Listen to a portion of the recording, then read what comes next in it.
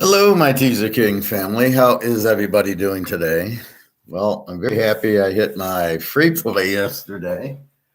Um, Definitely got screwed on my lock. Um, the lock was Fresno State, which was a push, minus 18, and they won by 18 over Nevada on a last second touch. It was up. They're 27-0. We're laying 18. We're fine. Even if they score a touchdown, we're fine. They get a safety, and then they get a touchdown with like 30 seconds left. I don't even think it was that. And I get a push on it. Unbelievable. Then I got it. The other half was Washington, minus 11. They're up 14. They fumble with the goal line. And then here comes Arizona down, and there was so many penalties on Washington. It was such a fixed game. There's a defensive holding call, and it was just ridiculous. And with about a minute left in that game, Arizona scores, and it ends up 31-24. Minus 11's a winner, but they get this late touchdown on some bad penalties. So we're dealing with a lot of strange stuff yesterday. Free pick wins. Arkansas getting 12.5. We needed the half. And the under in the Florida game, which we didn't think would hold, but it did. So that went. Other good picks were Georgia under, of course. My Michigan under got screwed in the last few minutes. Oklahoma and Iowa State. What happened in that game? And the same thing with Texas, Kansas. So there was a lot of weird games. LSU was up 49-41 or something with a couple minutes left, and then Ole Miss scores 2 touchdowns on them. I have to watch the end of that game. It was fucking nuts. Now I have the Utah lock under, so that's in. Hit the Fresno State under lock, lose the Washington lock in the last minute. College is becoming very strange. I'm not trusting it. I don't know if it's all fixed or what. We're getting, I looked at the box scores. There had to be 5 of my games that were decided in the last minute. This late touch, look at Michigan, 45-0. The over-under is 46 or 47. And Nebraska runs it up the middle for a 75-yard touchdown with what, 4 minutes left to ruin the under. Had it played perfectly where it would be Michigan would shut them out. So I mean, there's a lot of weird stuff going on. Very unlucky at this point. I don't think I would have played the game any differently. I could have maybe played Michigan minus 11.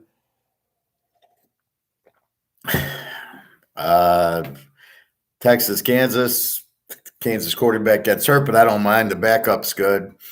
Syracuse has 4 or 5 fumbles. Then the game I don't play, Duke, Notre Dame, Duke covers. So it's one of those things where, like, you pick A, you should have picked B. You pick the over, should have picked the team. Pick the team, should have picked the over.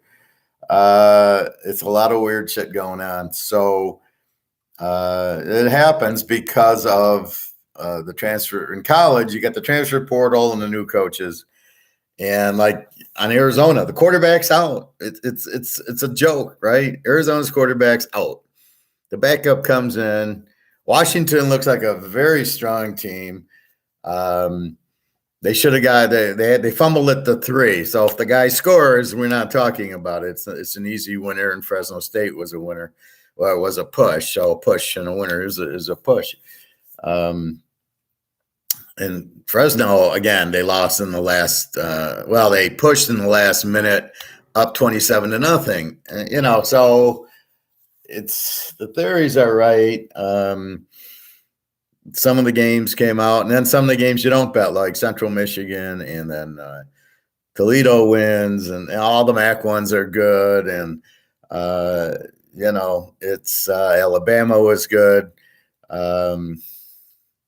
I don't know. I mean, it's just the way it is. That's part of gambling. It's part of the new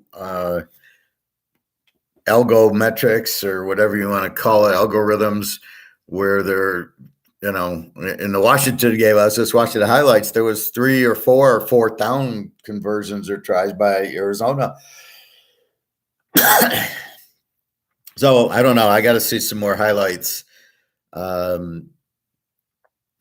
USC, we did have right as far as the over. Didn't see the game. I was swimming, but it was like I see it like 41-28, and then no, they're up like 20. It was like 47-28. Next thing I know, it's 48-41. And now we get a better feel. Okay, so now Colorado goes to Oregon, gets shut out, but then against a weaker defense like USC, they play them. So, okay, fine. They can USC's defense is terrible. So we know they're an over. They'll be an over against Oregon. They'll be an over against Washington. They'll be an over against UCLA.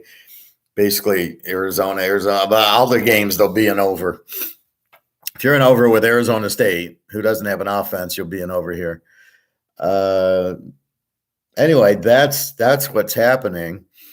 I hit a lot of games, and then some of the others. I mean, I had Oklahoma under. I thought that was Iowa State. All of a sudden, Iowa State's throwing the ball too much with this new quarterback. He throws a pick 6. He throws a 70-yard touchdown.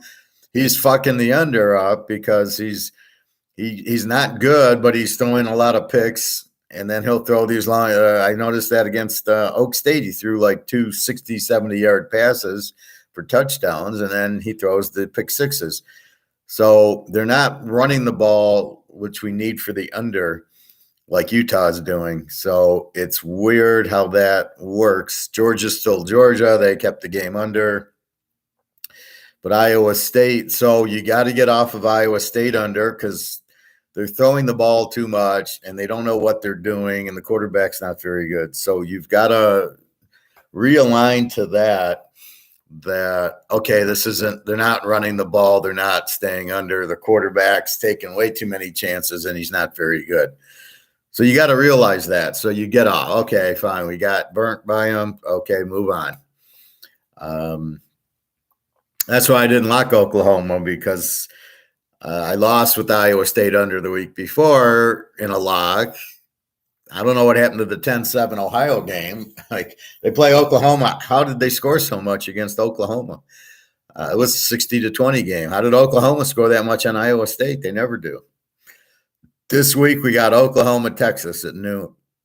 This will be very interesting. I love the dog. I don't know what the point spreads are, and I don't know what the over-under is.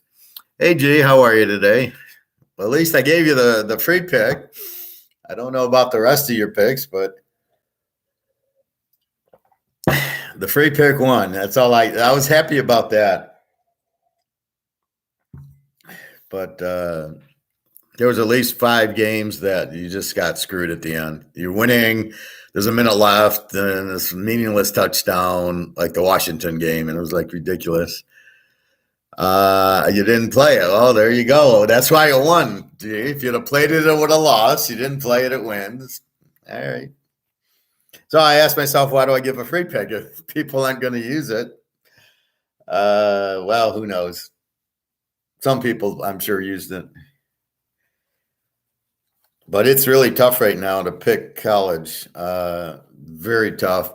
Should start getting easier. Pros, we'll see what happens. So let's talk pro ball. I saw that it was 17-0 Jacksonville. And let's see. Let's go to the line. Then we'll go to the injury. So Sunday's line as of 11/16. 17-7 Jacksonville over Atlanta. See, here's what I don't like. All of a sudden, the spread is Jacksonville minus 10.5. So I guess this is the live betting, and I would take the 10.5 with Atlanta because Jacksonville doesn't look to score, and Atlanta is going to make the game close. So you take in this situation, I would take the 10.5 in Atlanta. I mean, this is ridiculous.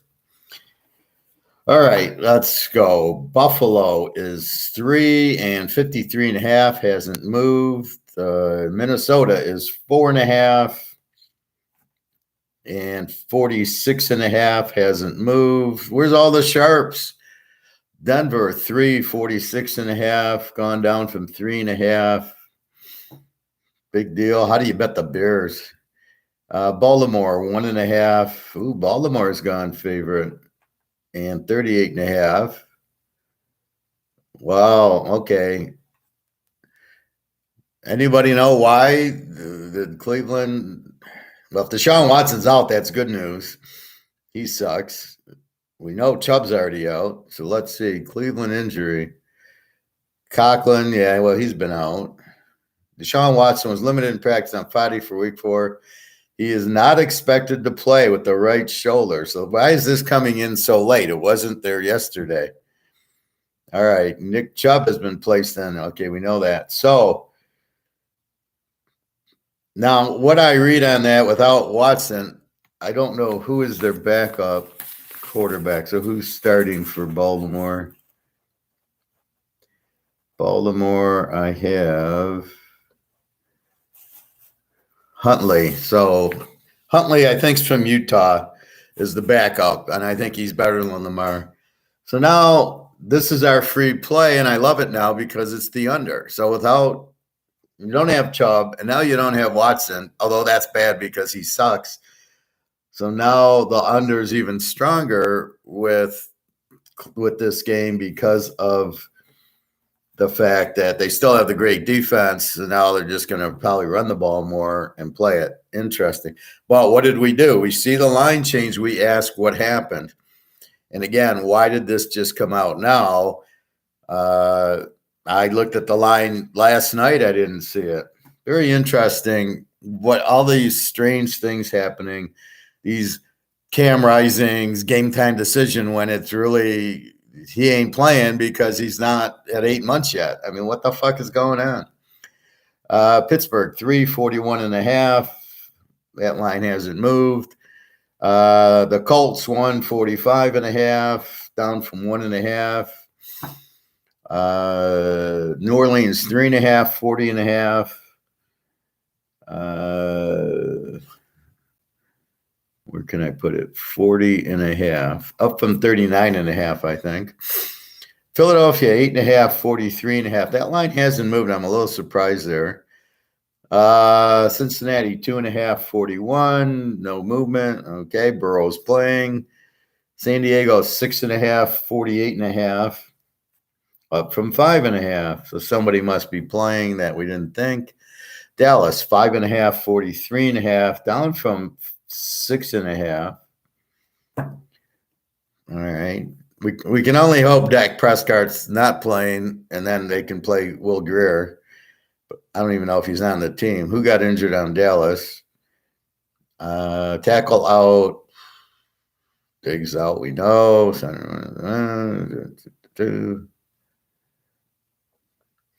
Well, there's no injury there, so I don't know why this is 5.5, unless New England starting Zeeb or BB or ZB. 49ers 14, 43.5, down from 44.5, which makes perfect sense. KC 8.5 and 41.5 against the Jets, Jets. Seattle's now a 1.5 point favorite, 47.5. That's our free one. But I told you to bet it like a week ago. And this is why I do what I do. This is the madness is I see the line, Giants minus 1.5. I tell you on Monday or Tuesday, bet it now because it's going to switch. And we want to get Seattle as a 7.5 point dog.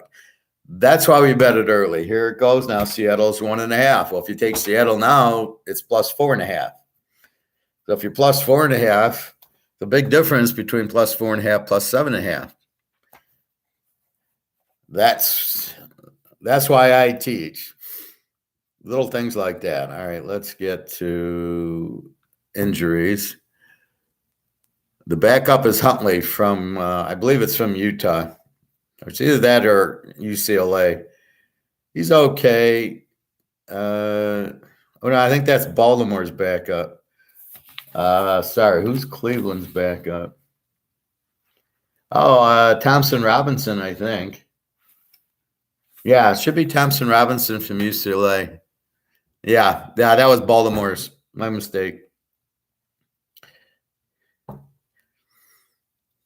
I was just seeing if you're listening. If you're not betting the free picks, I want to see if anybody's listening. Just a second.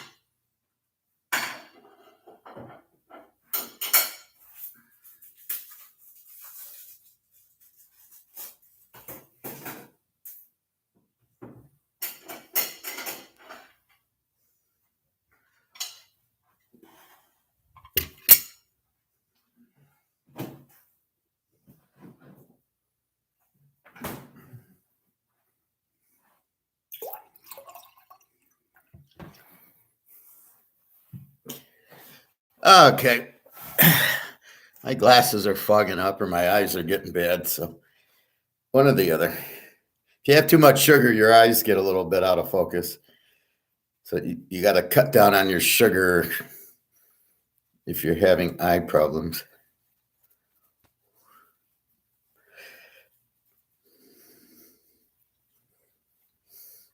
I just caught there's a new Alligator one on As Good as Gold Australia that I have to watch about the dollar collapsing, which we already know. I'll have to watch it after this. All right, G. I'm always listening and note taking. I like the under since both sides are banged up. Yeah, I already played the under in that game. Well, that's the free play. So that you do have my free play in the pros. It makes sense. I took them, and Seattle as a dog is incredible. That is one of the few trends I play. San Diego is a dog. Seattle is a dog. Unless they're playing like San Francisco. I'm a little careful of that. That's like Alabama. I don't want to fuck with Alabama too often.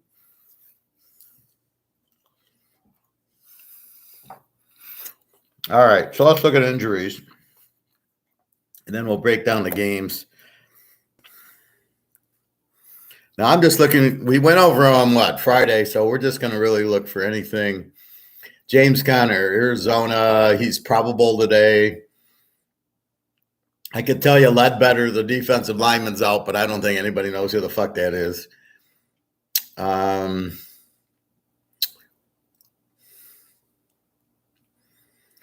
Buda Baker's out with the hamstring. He's the only other guy we would know besides Kyler Murray. Atlanta, while they're playing now. Baltimore. Keith Hamilton, the rookie out of Notre Dame's playing. He's pretty good, I thought. Beckham is out today. Bateman is out today. They're wide receivers. Yeah, if the first one to 15 wins this game. Gus Edwards, the running back's probable. And J.K. Dobbins is out. That's it. Buffalo. They're coming to play tonight. Probable cornerback, safety, and guard are all probable. Poyer, the safety's out with the knee. Micah Hyde's probable. Von Miller's out with the knee for indefinitely. Probably won't be back this year. Carolina, there are a lot of probables, so they're coming to play today. Shark, the receiver's playing. Bryce Young's playing with the ankle. I thought he wasn't playing. Oh, no. Yeah, no. That was last. Okay, yeah. Bryce Young is playing. So I really like Minnesota today. Bryce Young. Why is Bryce Young playing? Andy Dalton had a good game last week, scored a lot of points against Seattle, and you go back to Bryce Young. Are you trying to win, or what are you really trying to do? I don't understand the logic of Carolina. Are you trying to win, or are you trying to what? Look at what we drafted Bryce Young from Alabama, but we're going to lose with them. I mean, what? I don't get the point there, because Andy Dalton's clearly 10 times better than Bryce Young at this point. Now, will Bryce Young blossom into some good quarterback? I doubt it. But Andy Dalton's there. Why is he there then? And then why aren't you playing him? You sure as shit looked good last week against Seattle. So they're killing themselves, like starting Bryce Young because whatever. Stupid. The Bears. 3 defensive backs out. They're playing Russell Wilson. Now, we know Denver doesn't have a defense, but we know Russell Wilson can still play. And we know the Bears don't have a running attack or a passing attack. So all the problems Denver has is not going to be seen here. A lot of defensive back. Russell Wilson should light him up today.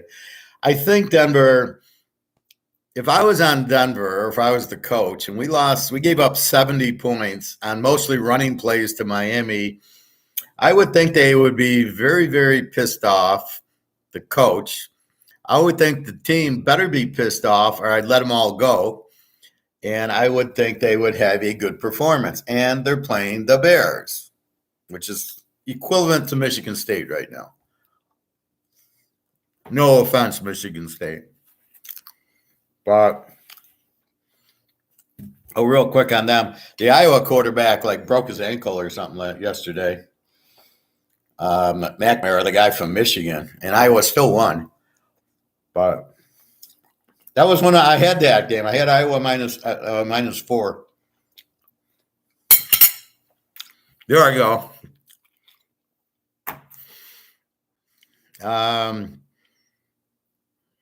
Let's see. So Cleveland, Chicago. Okay. Cincinnati. Joe Burrow is probable today. That's really all we care about. Nothing else that we even recognize. Chase is not on here. So Burrow's playing. They need the game. They're 1-2, and they're playing at Tennessee, who's not that good. I don't know. This is a tough one. This, again, is where I would prefer Tennessee to be the favorite, and I'd probably lock Cincinnati with Burrow playing here. I don't know. I think he's still injured with the calf. I don't know that that's going away anytime soon. Cleveland. On the other side of our thing, now it says Deshaun Watson's probable on Sunday. And then you're telling me he's out. Well, what the fuck? Cover says he's probable. The other one says he's out. I assume he's out because the spread went. Kareem Hunt's probable, if we believe this now. We do believe Chubb's on IR. See, it gets really difficult is getting good information. If I read this and it said that Watson's playing, I would think, oh, this is good. He's playing. I get 1.5. I'll take Cleveland 7.5. Now, I know Chubb's out, and I know I got Kareem Hunt, and I got Thompson Robinson, which I'm fine with. See, he's much better than Young and Stroud and Richardson. So I just don't get the whole thing, but that's what I have. But that's the problem. Reading the other one, he's out. And then hearing the line, he's out. Twitter says he's out. Well, yeah, I hear you. Is Twitter more reliable? So here on covers, he's probable. Twitter says he's out. This is as of what time? I'm assuming this is either last night or this morning. Might not be this morning, but there's a lot of, probables there. So look at Dallas. Guard probable. Zach Martin questionable. He'll be playing. Tiggs is out. Really nothing on Dallas.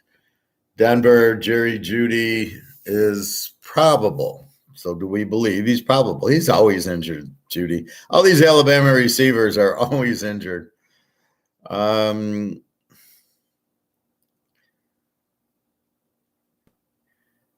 I don't see. So Denver, I can't name 5 players. I never heard of these guys. No wonder they give up 70 points. Detroit's already played. Green Bay's already played them. Houston. Well, they got a big list. But I don't see C.J. Stroud on it. So you wonder how he was injured, and then a week later he's fine. So Houston, 1, 2, 3. The first 4 guys are out. That's 2 offensive tackles, a cornerback, and a linebacker, whose names we have no idea. Then we got a safety, a cornerback, a defensive end are all playing. Okay. Stingley, the only guy I've heard of from LSU's out with the hamstring, another hamstring.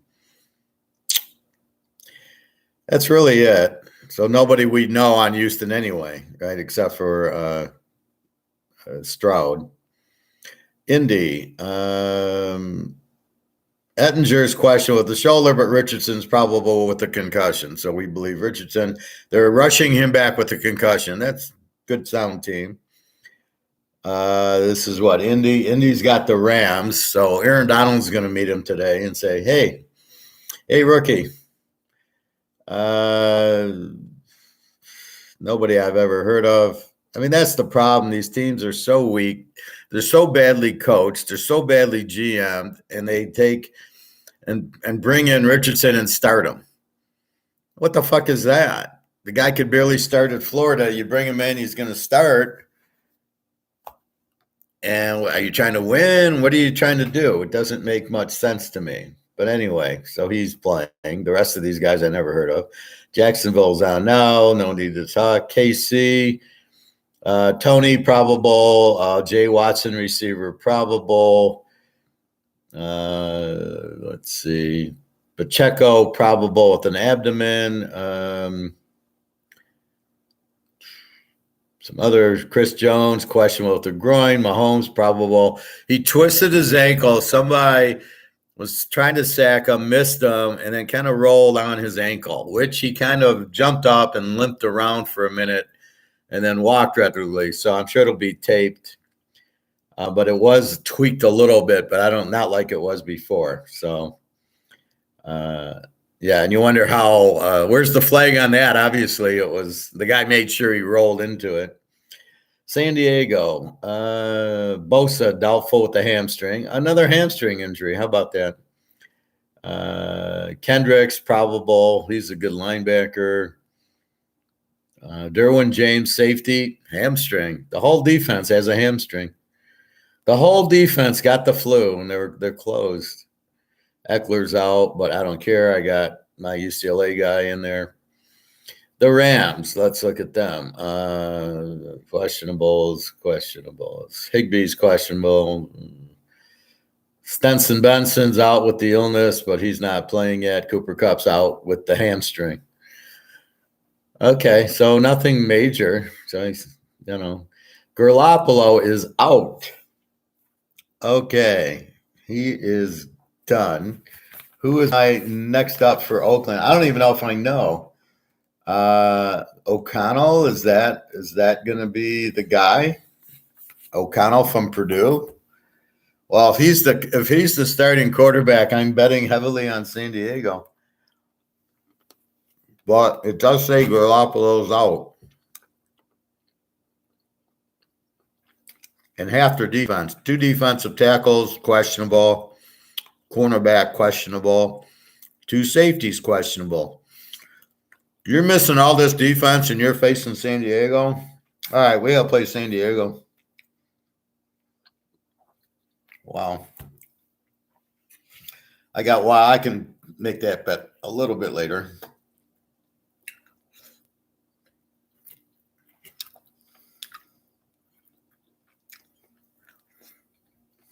So here's O'Connell in his first start. He wasn't good at Purdue.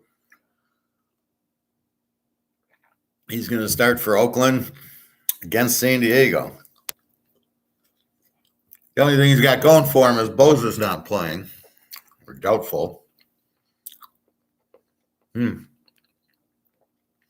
right, so we got to add San Diego to the mix. Now, we can't play San Diego over-under because we don't have Oakland's quarterback.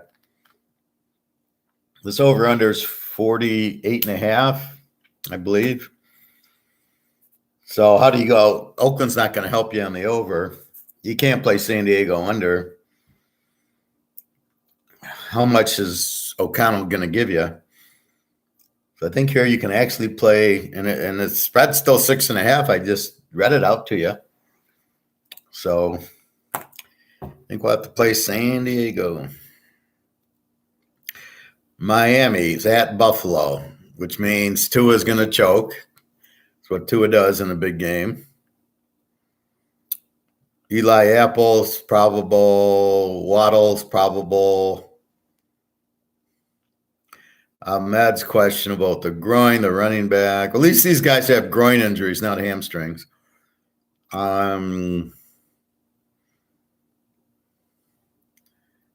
That's about it. The other receiver, Hill's fine. He's not there. Minnesota.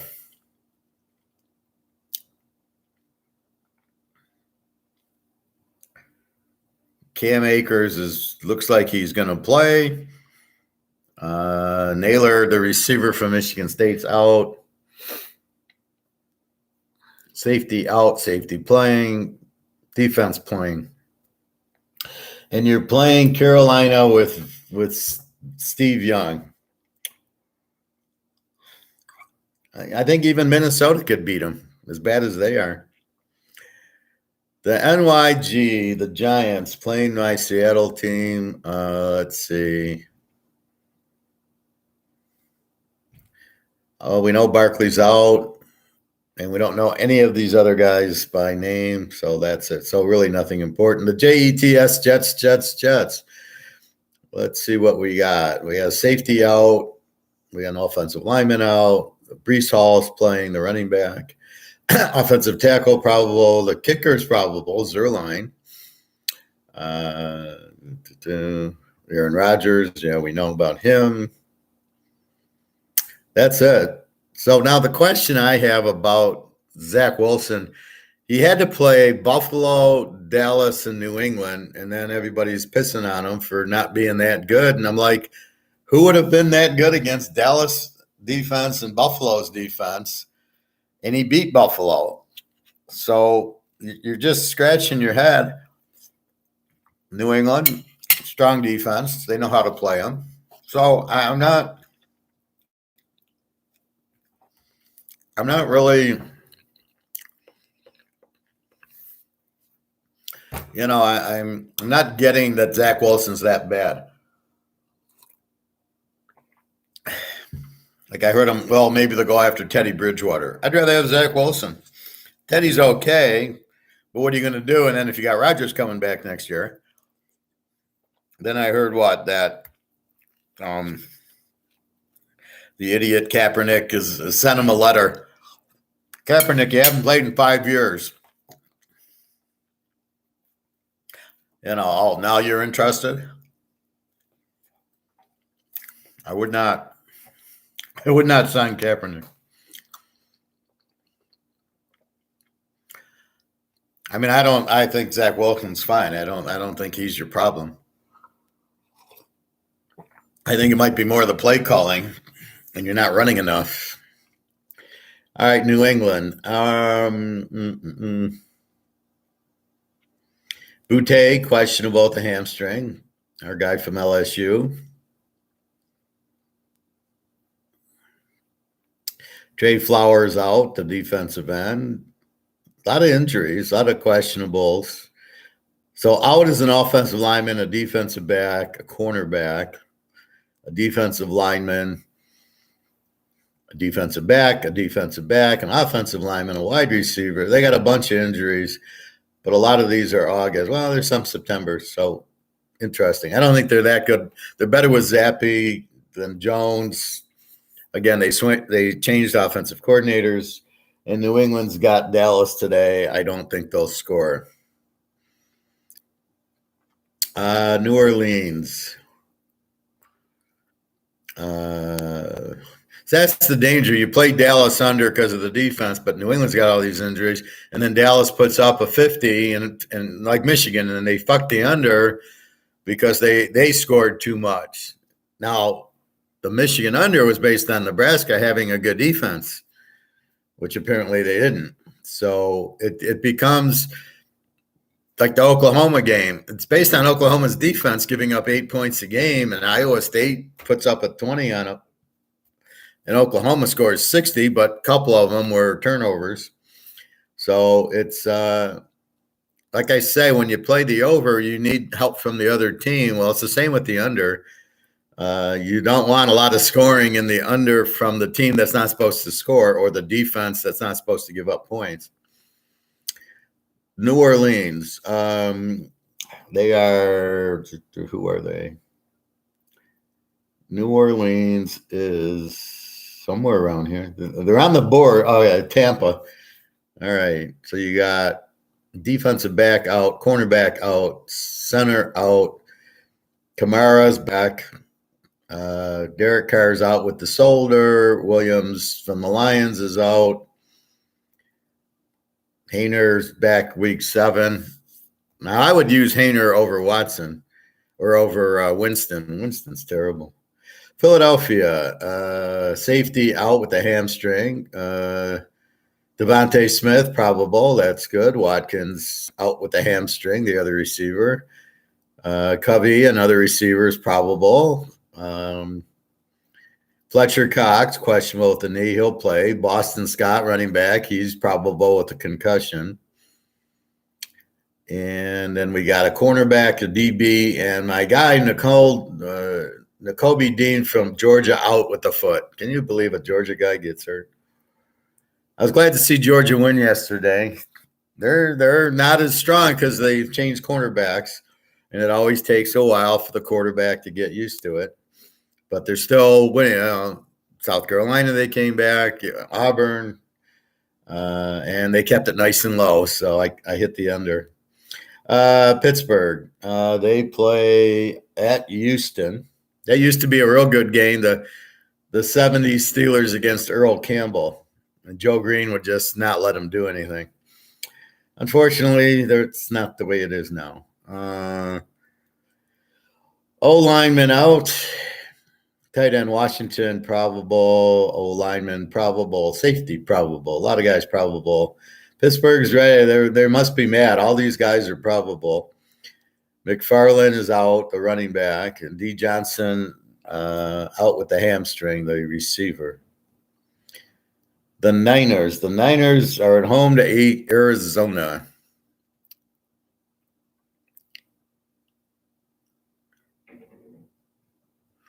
Bleacher Report said out 45 minutes ago. Okay, well, I don't know when covers gets updated. Maybe it's the night before. I mean, which seems pointless on a Sunday, but that's fine. So I can see the line's 1.5. So obviously something happened. Pitt Houston sounds like a good under. You sure? I mean, CJ Stroud, isn't he going to light up Pittsburgh? Well, I think all Pittsburgh. I think you start off, and I have my defensive numbers, and I'll read them to you in a minute. But I think you start off Dallas under, Frisco under, Pitt under. Cleveland now is a under team. And where you get confused is when you look at like Indy is now like an over team, but you think they're an under team because they got Richardson. How the fuck are they an over team with Richardson? It doesn't make any sense.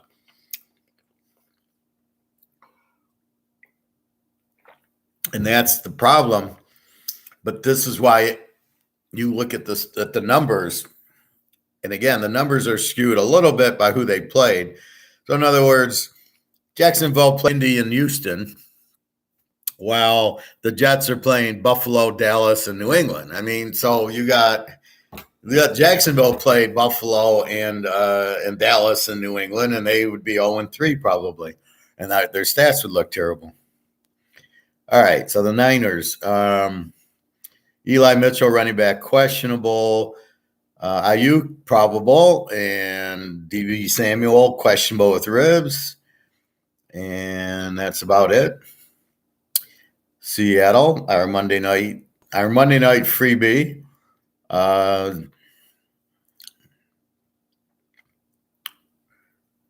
Quandre Diggs, the safety's probable.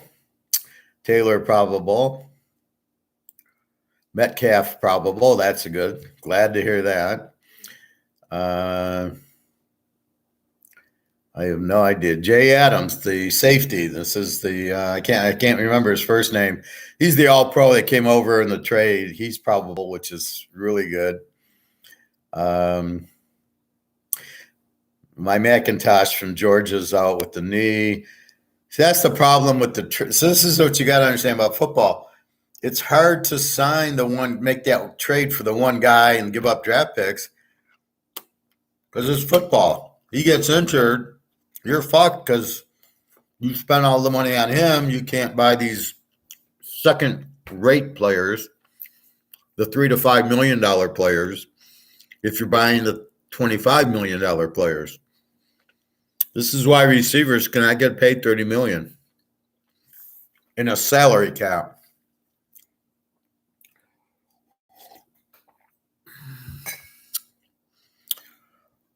Pitt offense is terrible. Well, let's see. Their offense is terrible, and they give up 23. Houston's offense is terrible, and they give up 24. So they're not as low-scoring defenses as you think, but the offenses are very low. We know Pickett sucks, and we know C.J. Stroud sucks at this time.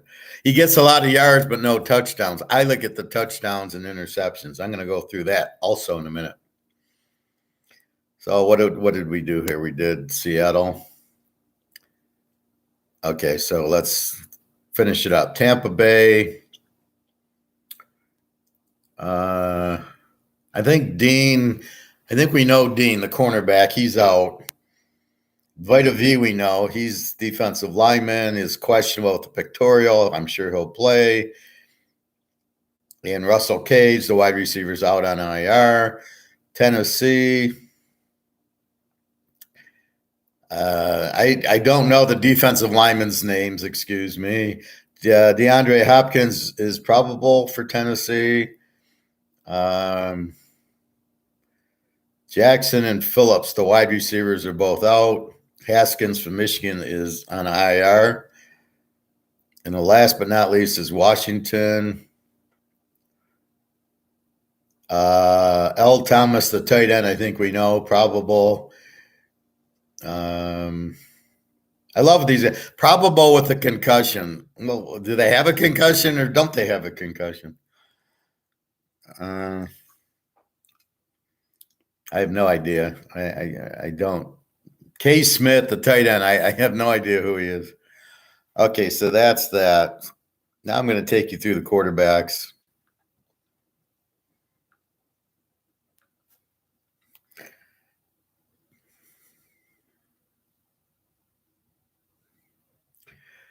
So I ranked this by touchdowns. So, for example, Kirk Cousins has 9 touchdowns and 2 interceptions. He's not the best quarterback, but he's throwing the most touchdowns, which makes sense because he's got Jefferson. Tag 8-1, 8 touchdowns to interceptions. Jordan Love, well, he sucks. This was 7-1 before the Lion game. Mahomes is 7-2. Justin Herbert is 8. He's 8-0. Well, he's red hot. Russell Wilson, he's 6 and is that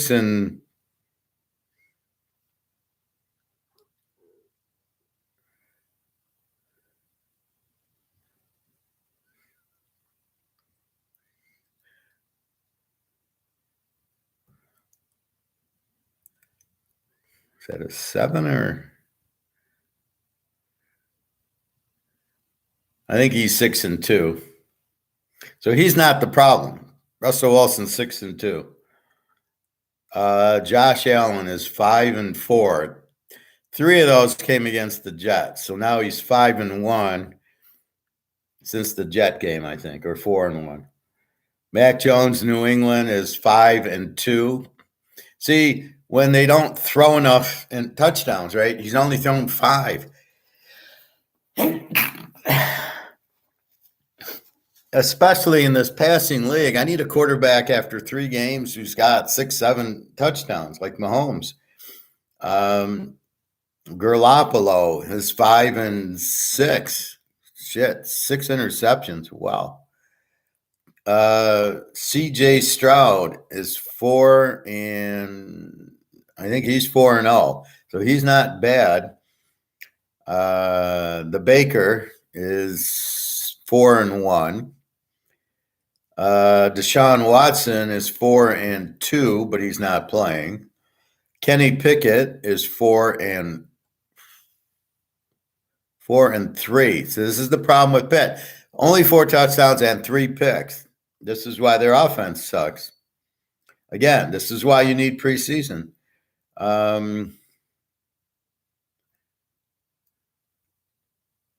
Geno Smith, Seattle, is 4-1. Yeah, he's 4-1, so he's all right. Brock Purdy for the Niners is 4-0. Justin Fields, he's 3-4. That's the problem with the Bears. 3 touchdowns, 4 interceptions by your starting quarterback. Great draft pick. Yeah, okay. Soon CJ Stroud will be joining him. Hey, Greg and John. What do you think of Aiden O'Connell starting for the Raiders? How much physical do you own to bet on the Chargers? He wasn't anything big at Purdue. I can't imagine why they drafted him ahead of some of these other quarterbacks, or if he was even drafted. I don't like the coach of Oakland, so I think San Diego, who doesn't normally kill people, but when I went through the injuries, there's a lot of injuries on Oakland on the defense. I think Herbert will have a huge game. I know Mike Williams is out, but they have a good backup. They got Kelly, a good running back, so I'm not worried about Eckert being out. And then they have the other wide receiver, Keenan Allen. So I think San Diego, I think they can win comfortably by 10 points, which I know is hard for San Diego to do. But the line hasn't moved. It's 6.5. I think you got to tease them down to a half. The Cleveland under, Seattle are the free picks. And there's a lot of games that you can play with them. So I am going to post that in 5 minutes on my site, so my buyers can do that. I have a lock and a half today. I got a lock with Utah under, an under actually won. And then I have my own lock that I've had all week on there. And so that's there.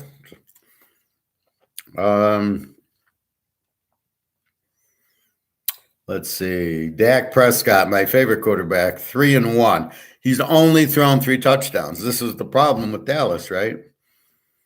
He doesn't get in, too many field goals. but he's good for the under. Trevor Lawrence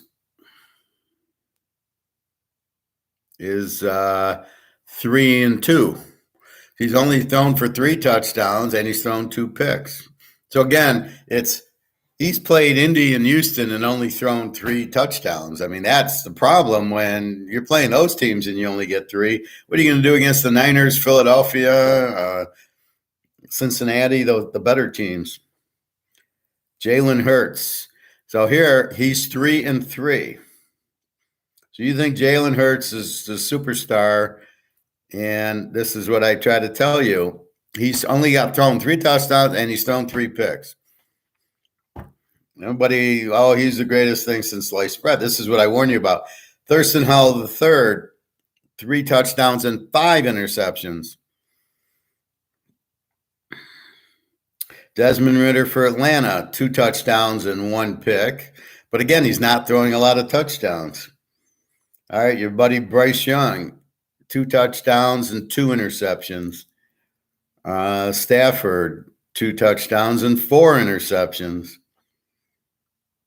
But he did play the Niners. See, he played the Niners, and Trevor Lawrence played Indy and Houston. Minshew, Lamar, here's our favorite, 2 touchdowns and 1 pick. He doesn't. Why does he only have 2 touchdowns? That's the problem with Lamar. He needs more, but he doesn't do it. And then my man Andy Dalton, 2 touchdowns and no picks. But let's start Steve Young instead. Unbelievable.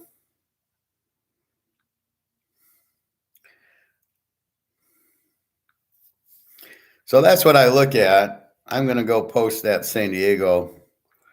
So obviously I'm playing San Diego. And this is what's happening. So I'm playing them. It's a good play. And then, you hope it wins. And if it loses, you scratch your head going, well, how the fuck could I not play it? And that's the problem. And I got to play him with...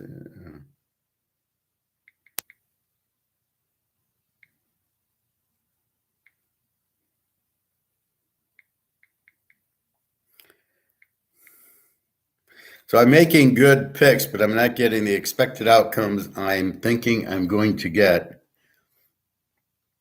And that's the problem. So those are your injuries.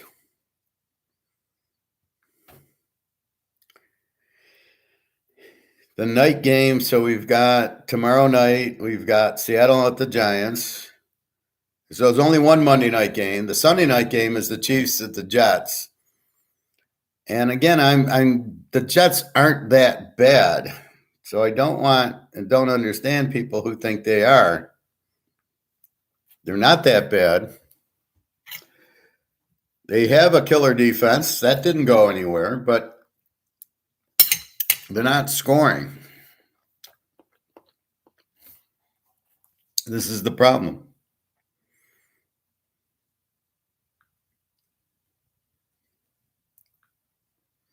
If you want to eat healthy and feel your best, so you've got to try Kachava. Kachava is the world. One, my name is Daryl Payne, CEO of As Good As. So this is the new Aligator one. So when Bobby sees this just came out yesterday, I guess, but everybody's watching football.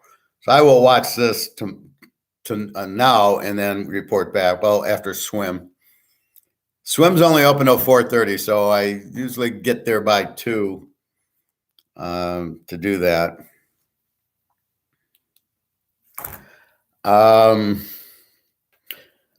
What else? Looking ahead, we got Texas, Oklahoma next week. So what do we do here? So we make our picks. So how do we make our picks, and what are we doing wrong? Why are we picking losers? Most of the losers happen from turnovers. I had, what was it? Syracuse. I looked at that. I had Syracuse in 12. They were pretty close. I think I lost by 2 or 3 points.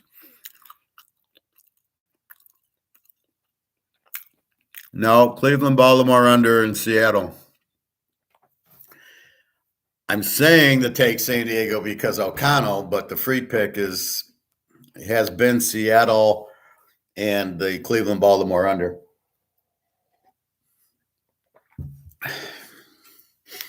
I played about 6, 7 games today. Okay, G. Dallas and Pats is a tough one, but I like the under. Okay, so let's talk about that game.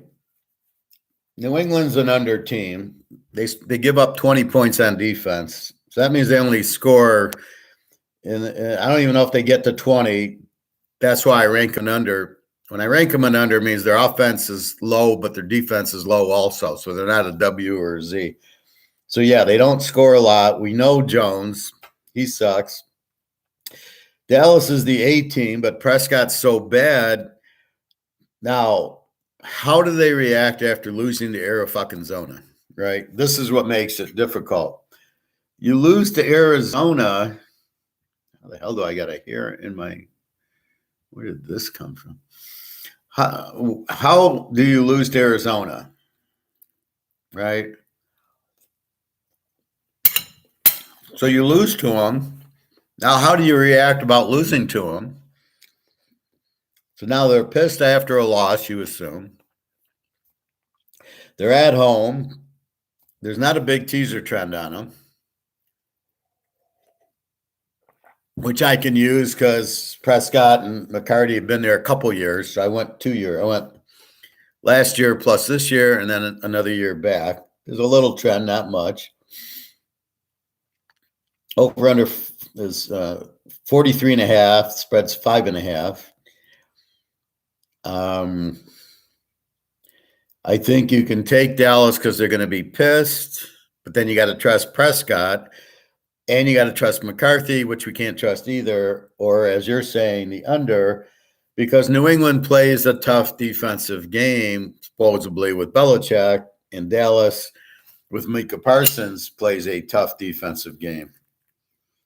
Except for I locked the under last week against Arizona, and I got it because Dallas didn't score, not because Arizona didn't. So I had Dallas 38-0 last week. Arizona wins the game, about 24-16 or 26-14 or something like that.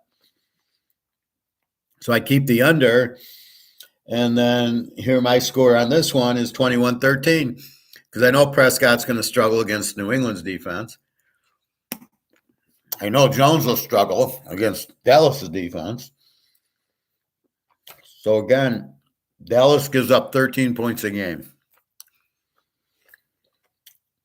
And New England gives up 20. So yes, New England should not score much in this game.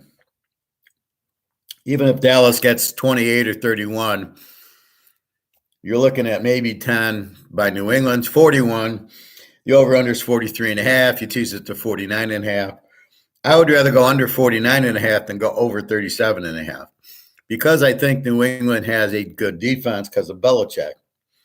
But I don't trust Mac Jones. This is, again, why most coaches get fired is their decision-making of who they play.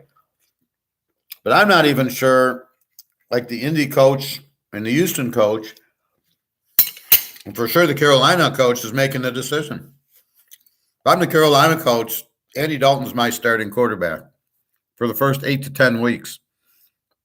Then I might go to Bryce Young, but I would have bitched. I would never have drafted the guy. So with that said, I'm not playing him right away. He's sitting on the bench at least 8 to 10 weeks. So Andy Dalton's my guy. So I don't know who's in charge. Is the owner now the GM and coach making the calls, firing the coaches? Is he just it's all about money? And if I show Richardson and Bryce Young out there, I'll draw fans.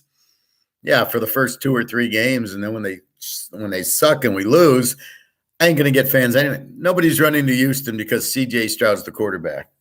We can ask Alex when we see him when he comes in, but nobody's running to the Houston games because they suck, not because they got C.J. Stroud. Oh, let's go pay $200 a ticket to go see C.J. Stroud. Throw 3 interceptions, and we'll lose 21-3. Who do they got today? Houston's got Pitt. Yeah, I got 14-10 Pittsburgh in this game. Stroud's not going to be able to beat this defense. This is not Indiana or Purdue he's playing. See, this is the problem. They're good in the Big Ten and against these Central Michigans and Northern Illinois and Youngstown State they played this week or this year. And that's what gets diluted. My point is I look at the Michigan game and the guys sucked in the Michigan game. It cost us money.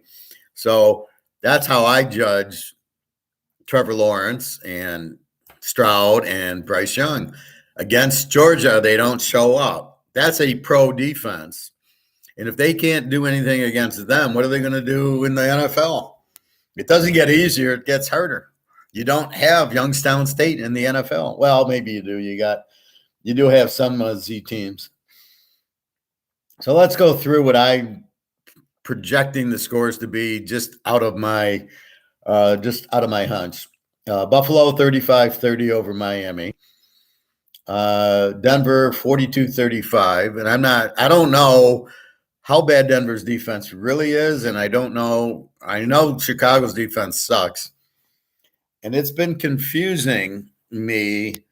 This is one of the problems of the confusion of the Detroit-Green Bay game. I look at Green Bay's numbers, and I know they played Chicago, and they played Atlanta, and they played New Orleans. And I'm looking at the numbers. I go, well, they should keep it close at home.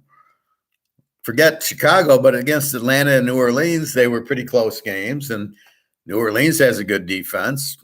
And so I looked at it like that. But I'm getting fooled. And I didn't really take the Bears into consideration. But these teams are so bad that you're getting the wrong impression of the team, which leads you to a bad expectation of the game. So, again, this is all about expectations, the expected outcome, right? So the expected outcome of Denver-Chicago, I have no fucking idea. And after this game, I will have even less fucking idea about these teams. Because I know the Bears are the worst team in the league. Denver is not as bad as giving up 70, not with Russell Wilson and not with the coach, Sean Payton.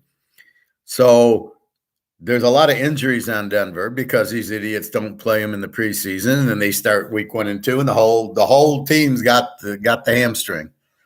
The whole store's got the flu. My cousin Vinny, the whole team's got a hamstring problem. And that's what these idiots are doing. They're not playing their players in preseason because they don't want to get hurt. And here comes week 1 and 2, and the whole team's got the hamstrings because they're not ready. And I can scream till I'm blue in the face, this fact. So you got Wilson against Fields. Wilson is such a better quarterback.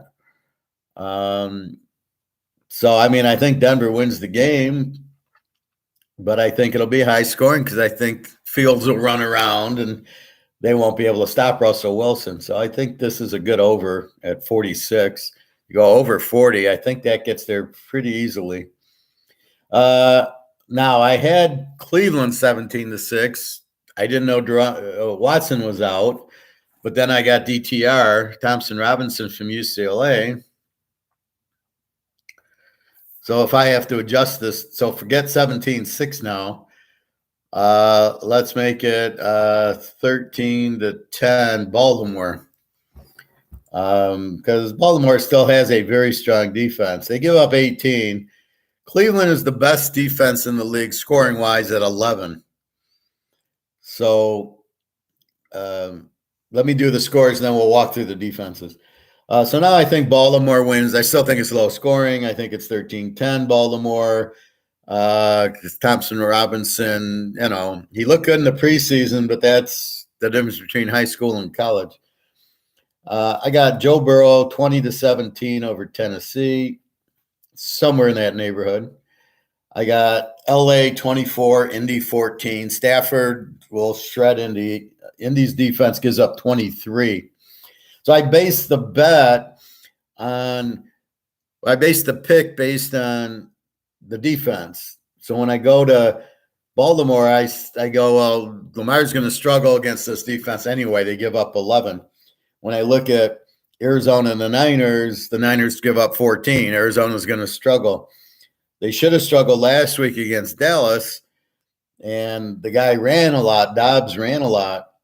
But again, here, New England's going to struggle because Dallas only gives up 13. But what I like is the high-scoring defenses. The Giants giving up 33. That's why I like Seattle, because Seattle's really potent offense. The Giants don't have a defense, and they don't have Saquon Barkley, so that's why they're the free pick. And I like them a whole lot better as the dog. But that's your basic point. Denver's defense gives up 41, the Bears 35. All right. Well, we'll get back to that. So I got LA 24-14. I got New Orleans in a tight one, 17-14. I got Philly 34 to Washington 20. Philly's rolling offensively. And Thurston Howell III is now looking bad. He's throwing picks. They're getting tape on him, and they know how to defend him. Minnesota 31, Carolina 24. I think that was more with Dalton than Young. With Young, I don't think they'll get 24, but Minnesota's defense is bad, so it still could play there. Pitt 14, Houston 10. Prescott cannot score on anybody. I mean, at what point do they realize this guy sucks? And maybe we need to draft another quarterback. Obviously, they can't read that because Trubisky sucks and that they picked him up as the backup. See, so if you have experience in the league, they pick you up as the backup, even though you suck. They do a lot of that with coaches. The coach sucks. Well, look at my Miami guys last year.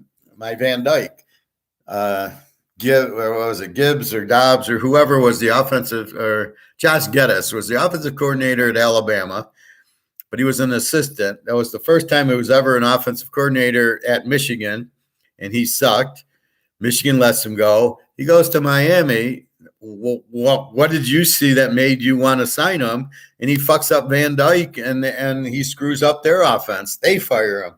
How many times do you need to see that the guy can't produce? Why are you picking him up? Well, he's got experience. Yeah, but the experience sucks. That'd be like if I picked every game wrong.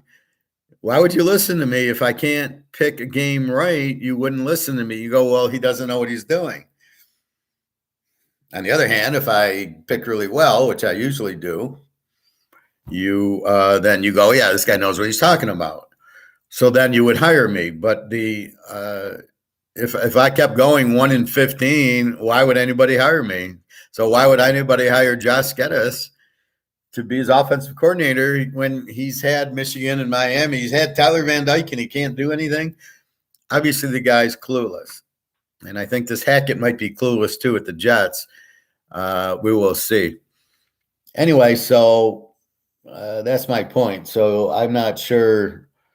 Pickett's pretty bad, and we'll see. But 14-10 Pitt. Again, yeah, why are they keeping Pickett? And then they're going to have the same question to Stroud, who throws a lot, but not for touchdowns. And, just he gets a lot of yards, which – big deal. That's not what you look at. You look at the touchdowns and you look at the wins, basically. That's why we like Brock Purdy. He wins. He wins us money. He looks good. They score. They win the game. That's the difference between Brock Purdy and Pickett and Young and Stroud and all these guys. Oakland, San Diego. Now, I had with Garoppolo. He's not in there, so we got O'Connell. So I'm going to go 35-13 San Diego. I had 35-20, but that's with Garoppolo. So now it's even, you got to get off the over. It's 35-13 now. They're not going to score much.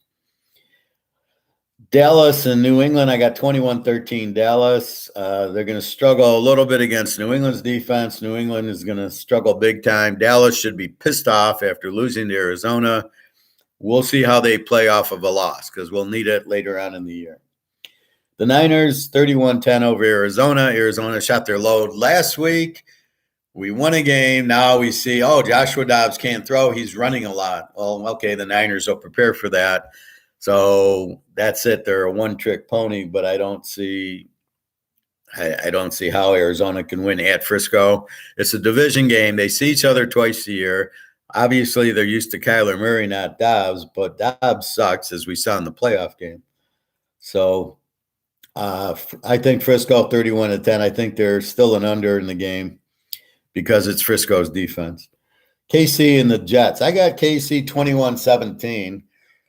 They might get a little bit more, and the Jets might not get 17, but somewhere in that ballpark. KC, they only give up 13 points a game, and the Jets give up 20. Now, you think the Jets have the better defense, which I still think, but again, they played Buffalo and they played Dallas and they played New England, the Jets. KC played Detroit and then got better. They played Chicago and put up, it was like what, 41. Where are they? They win 41-10 against Chicago. It skews the picture, right? So that's what happens. Because they only scored 17 on Jacksonville and they only got 20 on the Lions. So they're not scoring a lot. Then here comes a 41 against the Bears. Well, that's like the college guys playing the high school teams. It really doesn't. So, giving up 13, okay, but you can't tell me they're scoring. Now, if they put up 40 on the Jets, they're back. And I don't think they will because I think that was just a fluke. I'm not worried about Mahomes' foot. Yeah, he was limping a little bit, but I just think this Jet defense will play him very tough, and I don't see him. I think this will be a very close game. I think Zach Wilson, finally has a defense he'll have time and to make some throws. Maybe they run the ball more to keep Mahomes off the field. That's what I would do with Zach Wilson because his passes aren't even close. He's a good quarterback from BYU, but they're not running the offense that he needs. And that's the problem. Why draft this quarterback from BYU who played in this offense, and now you're switching offenses and he looks like shit? And that's what Love's doing for Green Bay. He looked good that 1 year at Utah State. The next year he sucked, and now he sucks at Green Bay because they're running Aaron Rodgers' offense, and he can't run it. So this is why if you're going to draft a guy, you got to play their offense. You can't play your offense and try to fit a round peg into a square hole. That doesn't work. And last but not least, Seattle 27, the Giants 10, no Barkley, no defense. And we know how explosive Seattle is. They had a bad game against the Rams with the strong defense, but then they got much better against Carolina. So I definitely like them. I like them as a dog. They're a very strong dog. Not as strong as a road favorite, but they are strong on the road. But again, I think they'll spy Jones. He can't throw. All he does is run. And when you're down 20 points, you can't run. Doesn't really help you. So I think what I'm seeing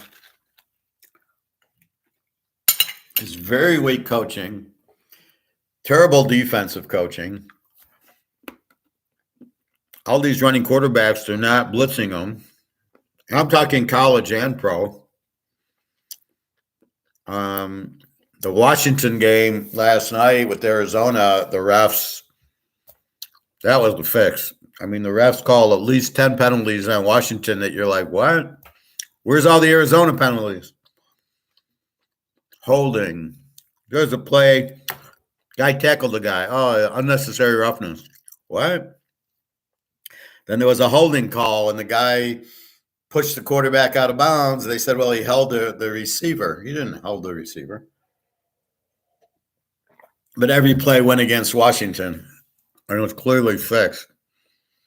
It was one of those. It was one of those penalty touchdowns, right? They call interference and holding and defensive holding. They give them 10 penalties and then they score. So everybody knows what the score is. You got to be careful with that shit. Anyway, let's look at the defenses. So the best defense in the league is, let's read down the teams. So we got Jacksonville. Atlanta's an 18 and Jacksonville's a 25. Miami's a 24 and Buffalo's a 12. So this is the problem with Miami. They can score, but their defense sucks. Buffalo will have a big day. Miami will probably score on Buffalo with the 12 defense because I don't believe their defense is that strong. But that'll be the difference in the game is Buffalo's defense will win it. And Tag always chokes in this game. See, you think he's good, and that's against the weak teams. That's what he did in college. Here's the game he needs to win. They're going to Buffalo as a road dog to Buffalo, and he won't show up. He'll throw 3 picks and, maybe a couple of late touchdowns because they're down 20 points. That's what Tag does. You won't see a 70 in this game. Like I got 35-30, but Buffalo's got the 12 defense. Then we get to Denver, Chicago. Denver gives up 41 a game, and Chicago gives up 35. So now it's skewed because of the 70, but still, Denver's got injuries. Chicago just has no talent. From the GM to the coach to the quarterback to all the players, Chicago couldn't win a game in the Big Ten. Let's put it that way. If they had to play Illinois and Indiana in the next 2 weeks, they wouldn't win. That's how bad they are. Terrible offense, terrible scheme, and terrible defense. They can't cover anybody. So this should be a high-scoring game because of Russell Wilson, but Fields can't hit the broadside of a barn. So I don't know if he's going to run and score. Maybe he will because they'll probably think, oh, we can win this game. We will see. Cleveland is the best in the league with an 11, and Baltimore's 18. So this is why I do the figures. All of a sudden, you realize Cleveland has the best defense. You never would have thought that. You would have thought Philadelphia, San Francisco, Baltimore, Cincinnati, Pittsburgh. Never would you think Cleveland. Cleveland's very good because when you got an 11 defense, you're very good. And as we've said, this is the freebie, is go under because they got an 11 defense. You're not going to score a lot of points on Cleveland, especially with Lamar. And now that Watson's out, Thompson Robinson's in, they're not going to give him the whole playbook. So he's going to run a little bit. This should be a very close game, very low-scoring game. So that's how you kind of figure it out. Well, I can't bet over on a defense that gives up 11 a game, and they have played Cincinnati. I think they played Tennessee, shut them out 27-3. Cincinnati was like 24-3. So I mean, they're Burrow, it was raining and but at the end of the day, it's Joe Burrow, and he only got 3 points. So that's where the light goes on. Cleveland's the defensive team, which you had no idea. That's what I find. Cincinnati and Tennessee are both 22s. Both are surprises. Tennessee normally has a good defense, and Cincinnati normally does. As Burrow gets better and gets healthier, they'll hold the ball more, and then the other team has to pass, so that'll bring that down. Tennessee, I don't know. I don't know if they're not running Henry enough, but they would play Navy football, so they would run Henry, and then the clock would run, and that would until their defense was rested, and you have less possessions. The Rams are 21 and Indy 23 here. The Rams have Aaron Donald. Stafford's looking okay. I mean, they look like a decent team with Stafford and Donald. They've replaced Cooper Kupp with some guy. So they're okay, and they got probably the best coach. Indy, you got Richardson. So what are you doing with him? I guarantee you LA will be ready for him running. I don't think he's going to get the ball at the 20 and then just roll out and walk into the end zone like he did against Houston. So I don't think Aaron Donald's going to give him a second to breathe. That's why we like defense over offense. Tampa Bay 20, New Orleans 17. So we know New Orleans pretty good defense. They get Kamara back, and they lose Carr, and now they got to go to Winston, who sucks. So very interesting. But judging by this should be low scoring. You got a 20 and a 17 defense. Now, this is after 3 weeks, and the first week you don't count because that's the first game they're playing because they didn't play preseason, and their practices are not at game speed. So week 1's really tough to take. By now, we have 3 weeks in. Now we'll have 4 weeks in after today. You don't have to look at the high school games like we do in college. And then it's the only thing is, they played Chicago. That doesn't count. Like, they're not a real team versus playing Kansas City and Dallas and San Francisco. So that's the only thing you kind of got to look at. But still, they're, supposedly pros. I don't think they are on Chicago's team. Washington gives up 29. Philly gives up 20. Little surprise, Philly. They got a new defensive coordinator. And so the big deal is Philly's defensive coordinator, Jim Schwartz, went to Cleveland. Look at Cleveland's defense.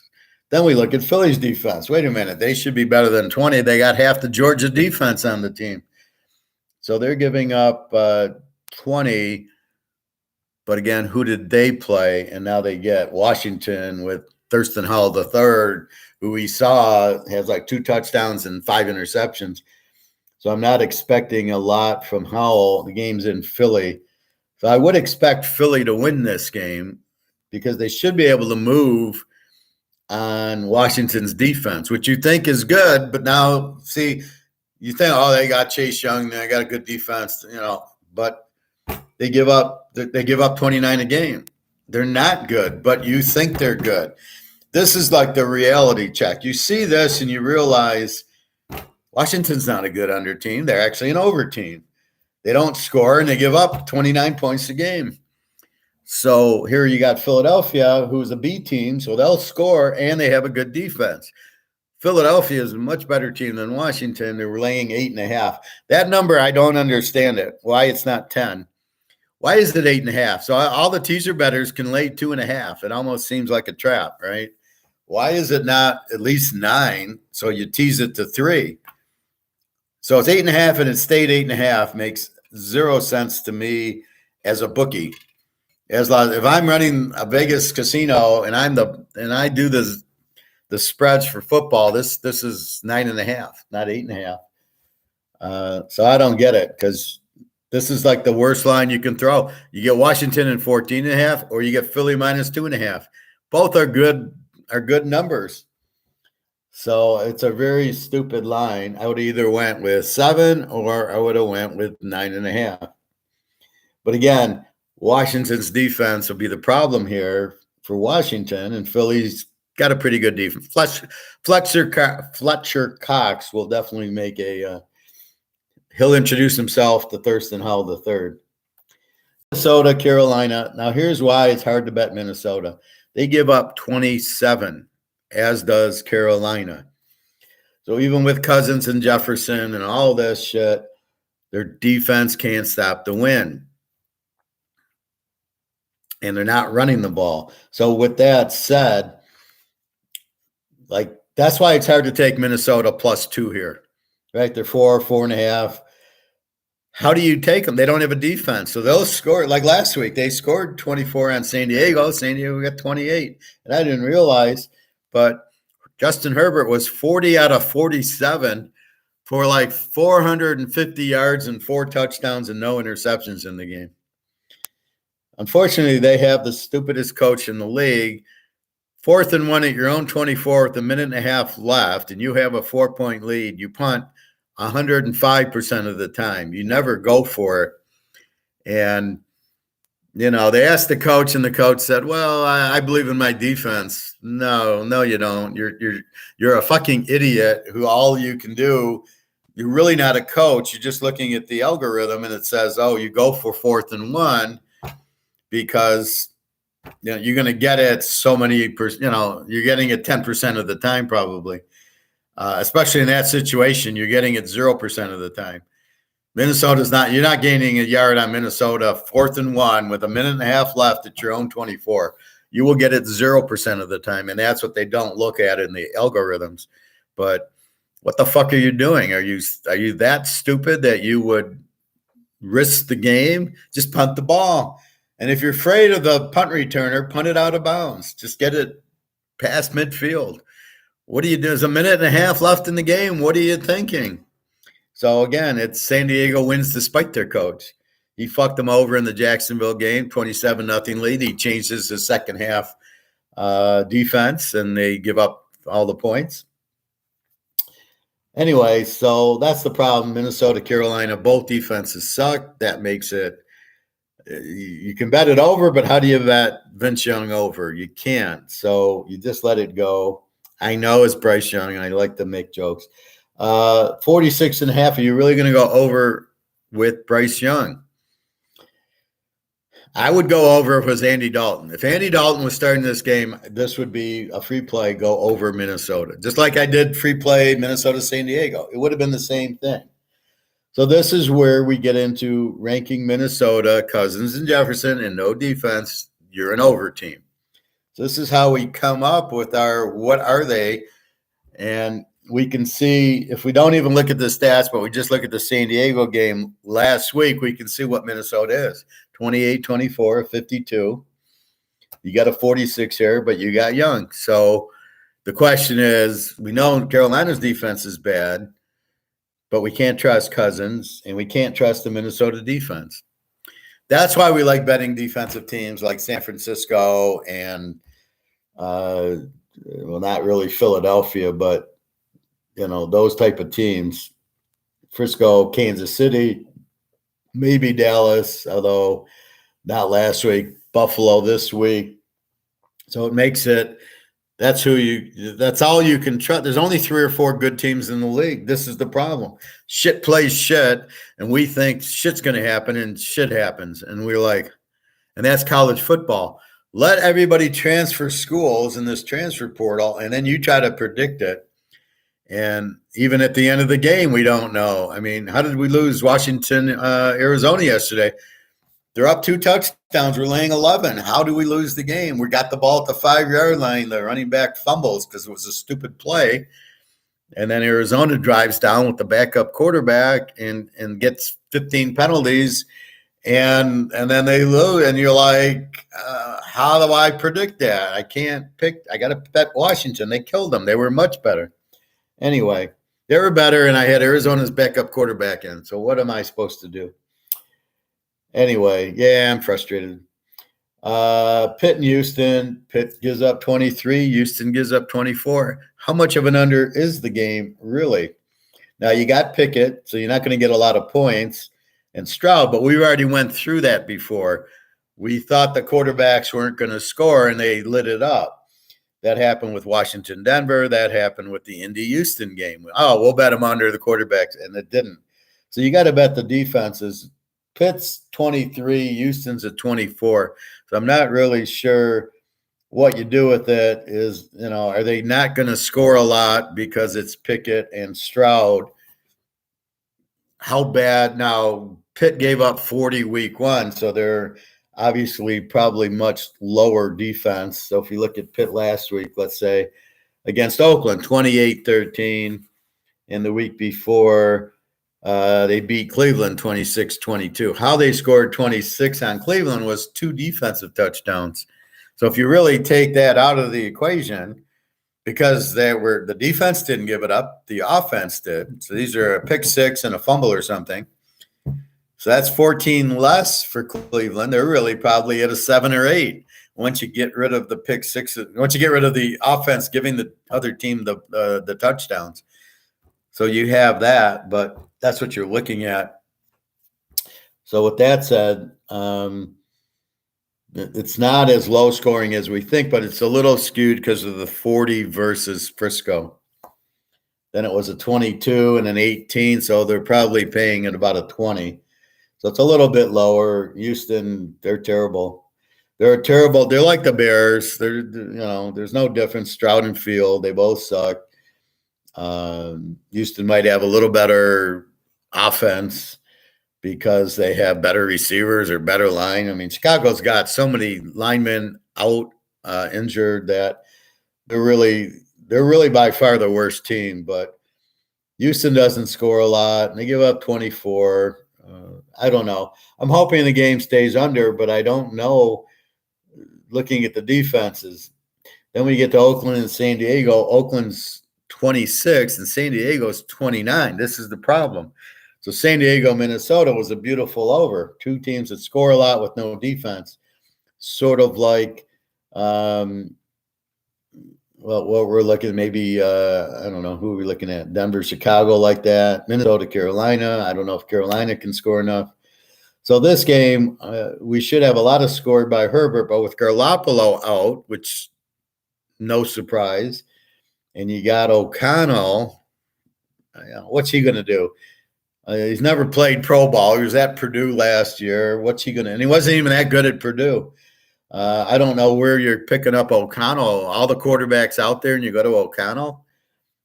So that's very surprising. But I do see it as I don't think Oakland can score that much, but their defense sucks. And then San Diego with a great offense, but a terrible defense. So I think the great offense beats the weak offense.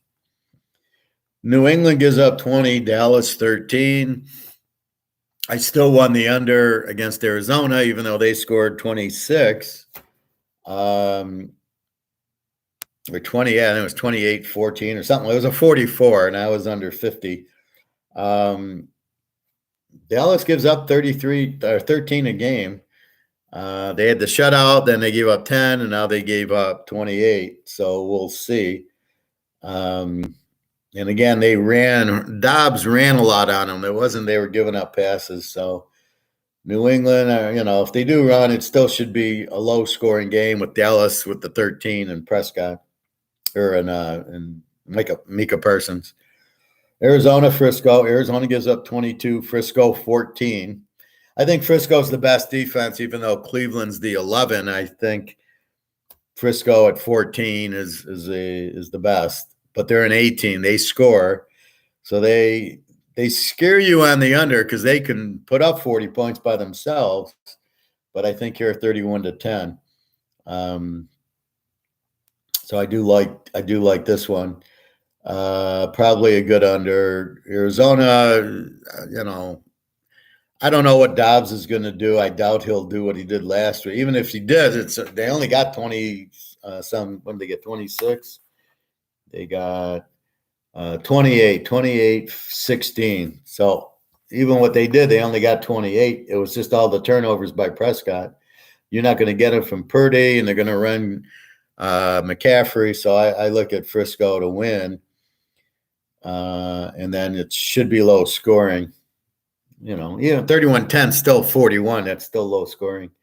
Kansas City, now this is a surprise. They've given up 13 a game, and the Jets 20. It almost should have been the other way around. The Jets, I don't know if the defense gave up the 20 or the pick sixes or turnovers gave up. If you fumble or turn it over at your own 20 and they go in, that's not the defense's fault. So I still think the Jets have one of the top 3 defenses, but they're not getting help. Now they should get a little bit of help, but is Kansas City really a 13 defense? We'll find out. If they are, they're going to walk into the Super Bowl because with Mahomes and a 13 defense, forget about it. So we will see. Whenever Brady won his Super Bowls, he always had a 1 or 2 defense as far as best defense in the league.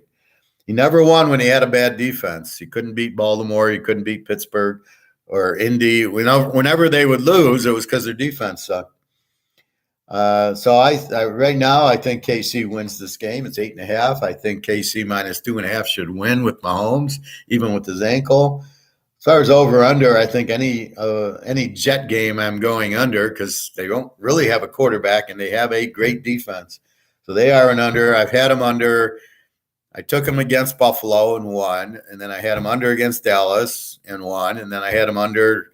No, I had them against New England as a dog because how was New England a road favorite, and I won. So I'm 3-0 with the JETSs based on their defense, not on Zach Wilson, and this should be. How can they hold Mahomes? The only way you can really hold Mahomes is if you put pressure on him. They've got to sack him 5 times. Can they do it? I don't know.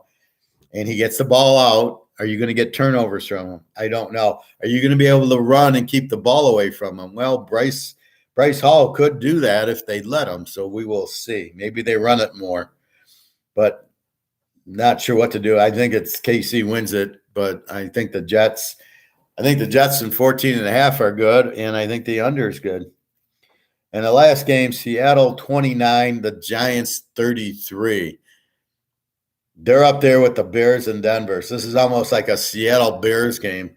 You got a terrible offense without Barkley, and you got a defense that gives up 33 a game.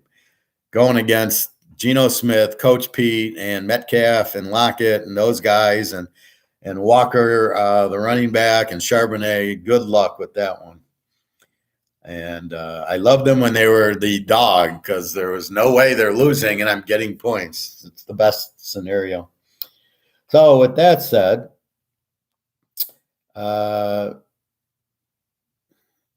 that's what you look at. So the best defense is theoretically Cleveland because of Jim Schwartz. And theoretically, it's probably a 7 or an 8, not an 11, because Pitt got 2 touchdowns on them from the defense, an interception and a fumble. So take up 14 away. They gave up 12. So the 11 probably goes down to a 9 or an 8. Anyway, so they're number 1, and then you got Dallas at 13, Frisco at 14, Kansas City at 13, New Orleans at a 17, Baltimore at an 18, Buffalo at a 12, which I don't know if that's real, and Atlanta at an 18. On the converse side, so we want to play art of war. We want to bet against weakness. What's weakness? A defense that sucks. The Bears. So we go look at high defenses, and it's Denver 41, Chicago 35, Washington 29, Minnesota, Carolina, both at 27, Oakland at 26, San Diego at 29, Seattle at 29, and the Giants at 33. So we're waiting for San Diego to play Seattle if they ever do. Seattle's plays, this is what problem when Seattle plays the Niners because they can't do that. And this is the problem they played the Rams. The Rams give up 21. So Seattle's an offensive team like Minnesota. So when Minnesota plays Cleveland or they're going to play San Francisco, they're getting shut out. And their defense sucks, so the other team will light them up. So that's really, in theory, what you're looking for and how you're predicting. So you're trying to figure the team out, and that's what we're doing. Then you got to plug in, Kansas City beat the Bears, so that doesn't count. For their, because you look at what they did against the Lions in Jacksonville and you go, they sucked there. So you're trying, this will be a better test for KC. They put up 41 on the Jets tonight. Okay, they're in the Super Bowl against San Francisco. I mean, that's all you can take out of it. That'll be the measure. The way they've been playing, they'll be lucky to get 20. They only got 17 on Kansas City and 20 on the Lions. And the Lions are at 21, and Green Bay's at 21. So that's what you're looking. You're really going, I got an offense. Can the other defense stop me? And that was the struggle I had yesterday with Colorado and USC. And I said, well, they got 2 good offenses, and both defenses suck. Both defenses are very high, and therefore, and that's exactly what happened. Where that's when you bet the over on it. Now, where you get confused is like the Oklahoma-Iowa State game. Oklahoma gives up 8 points a game, and Iowa State's probably 20, or not even that, probably 18. And you're like, where the fuck did all those points come from with these two defenses? How did Iowa State put up 20-some? Well, a guy threw another long 75-yard pass, so they're not running the ball the way Iowa State normally does, but still – Oklahoma gives up 8 and they give up 20 to Iowa State. Doesn't really add up, but they did win 60-20. So now you got Oklahoma, Texas. Texas is a very strong defensive team, as is Oklahoma. So what could be a very low-scoring game, but we don't know. Alabama put 24 up on Texas, and Iowa State of all teams, puts up 20-something on Oklahoma. So I don't know if we're going to get the 17-13 game or we're going to get the 40-39 game. This I got to see. I do like Oklahoma because the revenge. They gave up 49. They lost 49-0 last year. So they're pissed. They got a good defense. I thought, we're not sure. And this is where college really screws you up. You played 4 games, but you played a high school team, and you're not in the, like, Ohio State didn't play anybody. Michigan hasn't played anybody. But you're going to find out when they both play Penn State, and then you really don't find out till the end of the year when they play each other. Then you know what type of team. But as you're trying to bet, you don't really know those teams until they play. Now, you think Michigan's got a good defense.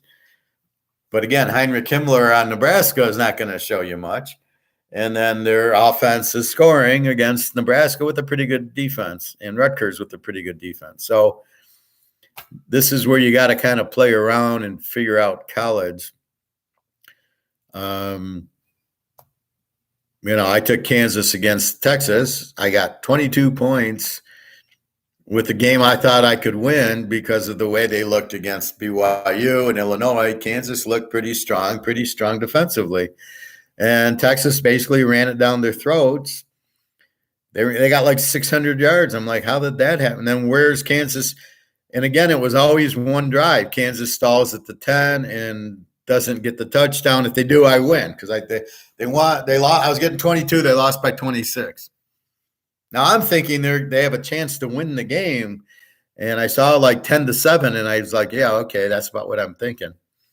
But that's what happened. So I thought Clemson and Notre Dame would be flat. They weren't. Syracuse fumbled the ball 5 times, and then Duke was a very close game. So Duke was what I thought. They're a very strong team. And now after seeing the Notre Dame and the Clemson game, you go, well, fucking Duke's a really good team. Notre Dame with Hartman, that's what scares you. And they got balance. They got a running attack. So you're looking at all these things to try to figure out what the fuck do you do with this team? Who are the offense and defensive teams? Who are the overs and the unders? Who's the A's and the Z's? And it gets kind of scrambled. Washington should have killed Arizona.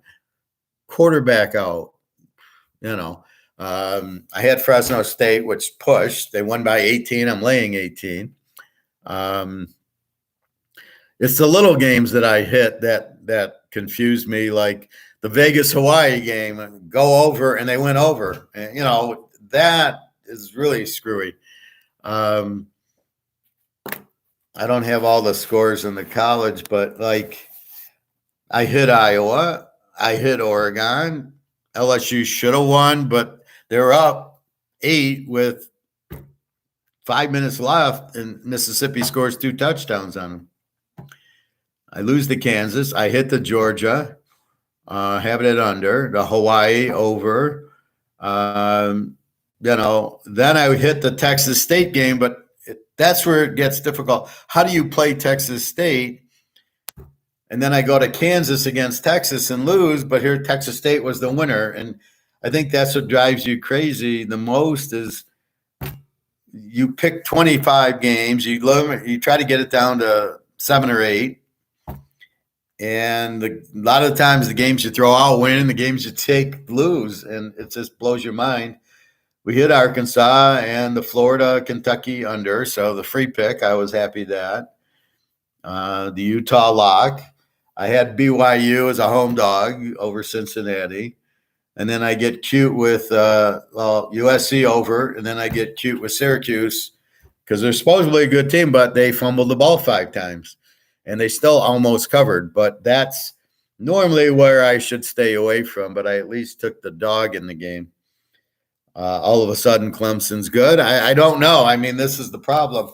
They change week to week, and that's the problem. All of a sudden, a new quarterback comes in. All of a sudden, a running back goes crazy.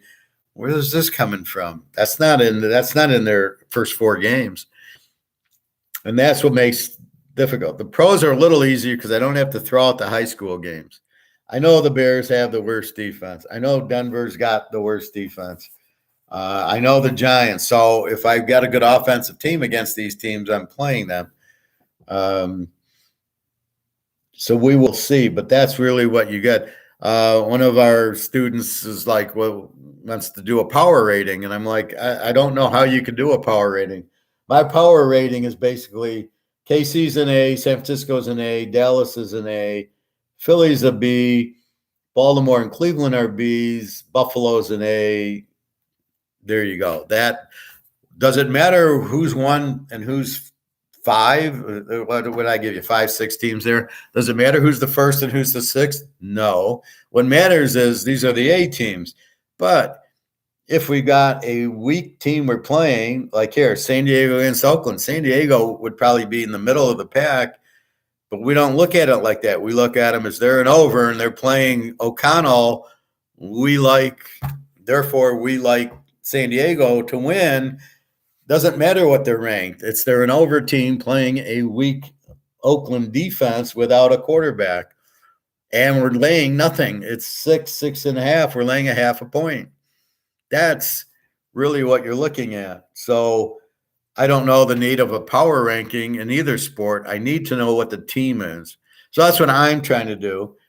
In college, I'm getting confused because of I think I'm getting X, but I think Kansas is better, but they get blown out by Texas. So Texas was scared of Kansas. That's why they reacted like it. Texas played it, but now they got Oklahoma coming. So we will really get a good vibe on that. I think it's a dog. I haven't seen the spread yet. I haven't looked, but it's the noon game, and we'll talk about it tomorrow. But I think Texas will be 6-7 point favorite, and I would take Oklahoma in 13. If it's 2 or 3 points, then we got a discussion. What do we do over under? My guess is the over under will be 50, 52. What do we do with that? Do we think it's going to be high scoring or low scoring? We don't really know because Oklahoma's 8 defense is now a 20 defense, and Texas's defense is still good. And Texas beat Alabama. So, but it's a revenge game. So there's too many factors, and it's too inconsistent. The coaching's too bad. I like Gabriel, so the quarterbacks are fine. Texas is running the ball. So it's a very, it's like you either got to take the dog or you figure out an over-under on it. Sort of like USC, Colorado. You either are taking SC or you're taking the over. And at the end of the day, Colorado did score and the over won. And like I said, I thought USC would get 60 by themselves. I needed 10 from Colorado. Well, I got 48 from SC. I don't know why they only scored that, but I got 41 from Colorado. So I got over 73, but not a lot over, but not the way I thought I'd get it. I don't know how you stopped SC. I got to watch the highlights of that game. But that's where the confusion comes in and everything else. So here today, we're looking Baltimore, Cleveland should be a low-scoring game. But if it's a 60-point game, you're like, and again, we have to bet the games now. We can't bet the games after the game's over. Now, I know there's this live betting. So, for example, I don't know what's happening. I saw 17-7 Jacksonville. And I saw that inline was laying 10.5. I would have taken Atlanta, unless there was an injury in the game, plus the 10.5 because they're going to come back and make the game close, more than likely. That's what should happen. So that's how I would have bet it. Now, I don't know. The game's probably over by now. And we'll see. I had Atlanta 24-17. It was 17-7. Jacksonville at the half. We'll see what happens. But again, that's not a game. You don't know. There's too much risk in that game. You don't know what's going to happen. All you know is Jacksonville lost to Indy last week. So it's hard to, what was that score? So Jacksonville lost to Houston 37-17. How can you bet Jacksonville to beat Atlanta? I mean, it's insane. So is Ritter that bad? It doesn't matter. They can run the ball. Jacksonville doesn't have that great of a defense. Jacksonville's defense is a 25. But if it's San Diego, they'll light it up. But that's the problem. Atlanta doesn't have that passer and that offense to really light it up. Maybe you play the game under. It's 43.5. You got Atlanta with the under team giving up 18. Jacksonville is a 25. So Atlanta looks like the better team here. And maybe you go under with Ritter and go, they're not going to score a lot, but they'll hold Jacksonville now. So that could have been a play also. So we'll find out the score in a minute. But that's what you're trying to do is figure out who do I like? And that's the only way you can do it. So I'm coming up with the statistics, but I realize they're not, you got to be careful with them, mostly to get an over or under team. right? So we know Minnesota's an over team, San Diego's an over team. They score a lot. Their defense is weak. We got it. And then we look at like Tampa Bay. What are they? What is New Orleans? Oh, they're low scoring teams. Okay. Now that's what we think, but then we got to look, who did they play? Right. And then Green Bay, they were they weren't overrated, but they weren't a very, they beat Chicago, skewed it. So if you take Chicago out, I think they played Atlanta and New Orleans. And then they were down 17-0 and came back 18-17 to beat New Orleans. So they should have lost, because if New Orleans makes the kick, they lose 25-24 to Atlanta, and they lose 20-18 to New Orleans, and they beat the Bears. So you don't really know what, and I don't see a lot from Love. I don't think he's good at all. I never thought he was good, and he's got to show you something. So sending two little passes to whatchamacallit, Holmes, to send two small passes and then Holmes runs 50 yards for touchdowns does not make Love a good quarterback. And then Holmes plays, but he's obviously still has a hamstring problem, or Jones. And he still has the hamstring problem, so he touches the ball 4 times. Obviously, he's still hurt. And that's the problem. Oh, he's okay from the hamstring, and we really don't know. What is he shot up? Is he really going to play? Is he just going to play a little? So we don't really know. So we're about at game time. I don't know. I tried to do a little economics afternoon, but everybody kind of leaves to go watch the game. So we'll treat economics tomorrow, I guess. I'm going to go watch Alligator. He did as good as gold. Plus, he did the Mark McGuire show. So Alligator's been doing a lot. Basically, he sees, here's the debt. The currency's going to crash.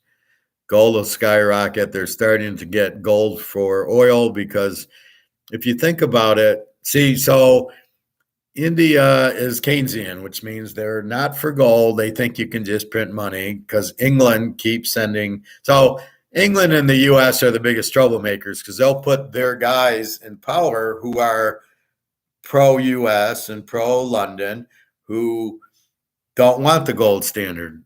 And so everybody keeps printing their money, and it's going to be a fucking nightmare. But the Keynesians, who they put in power, are just puppets, and they don't know, or they know.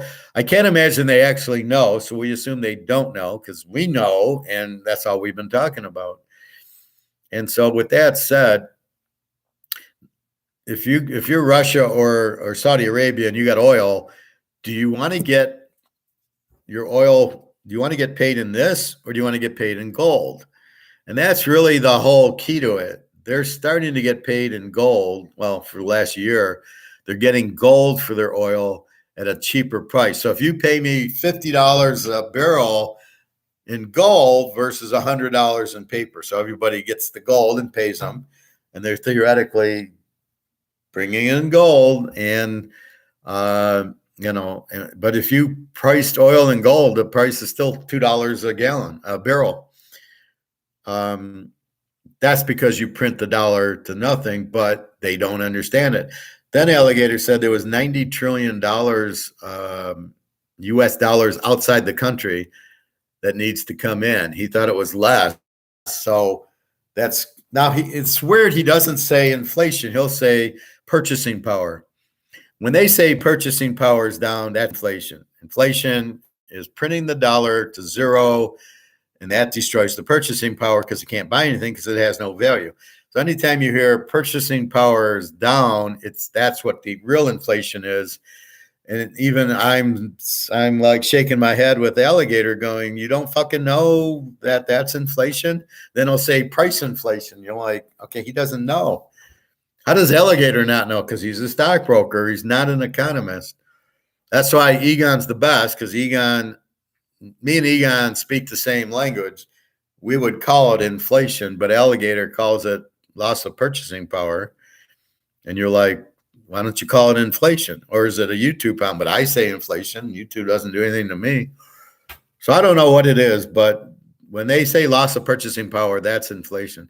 So anyway, there won't be the CBDCs because, as I showed you yesterday, and I'll show you Monday, I'll start off with that, is basically the banks run the government, and if the government votes for CBDC, that basically gets rid of the banks. And then everybody's got to get an account at the Federal Reserve. Well, the Federal Reserve is not set up to handle people, only other banks. And there's 350 million people that they'd have to set up accounts for. That ain't never going to happen. That's 20 years away, not tomorrow. So I was talking to my buddy last night who's in the gold, and he thinks, oh, the CBDC is coming in a few months. I go, no, it's not. It'll never come because the banks are not going to give up power and go out for the CBDCs. And so it sounds good, but in reality, the government votes it, and the government will not vote to knock the banks out, which is what it would take. So that's what's happening.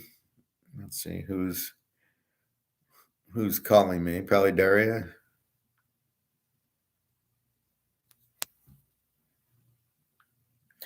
I'll send Jenna a nice picture of me.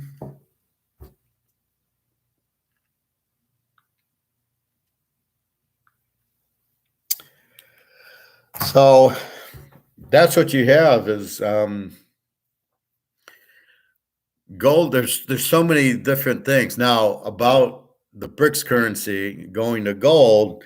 The problem is India is Keynesian, so they don't want it.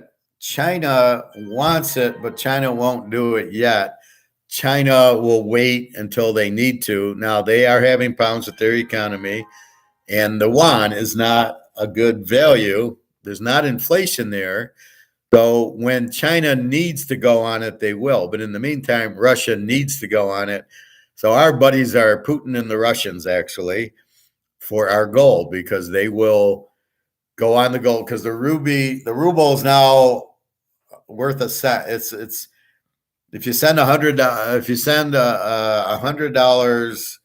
$50 I sent to Daria, it's 50,000. It's 5,000 rubles. So it's basically 100 to 1.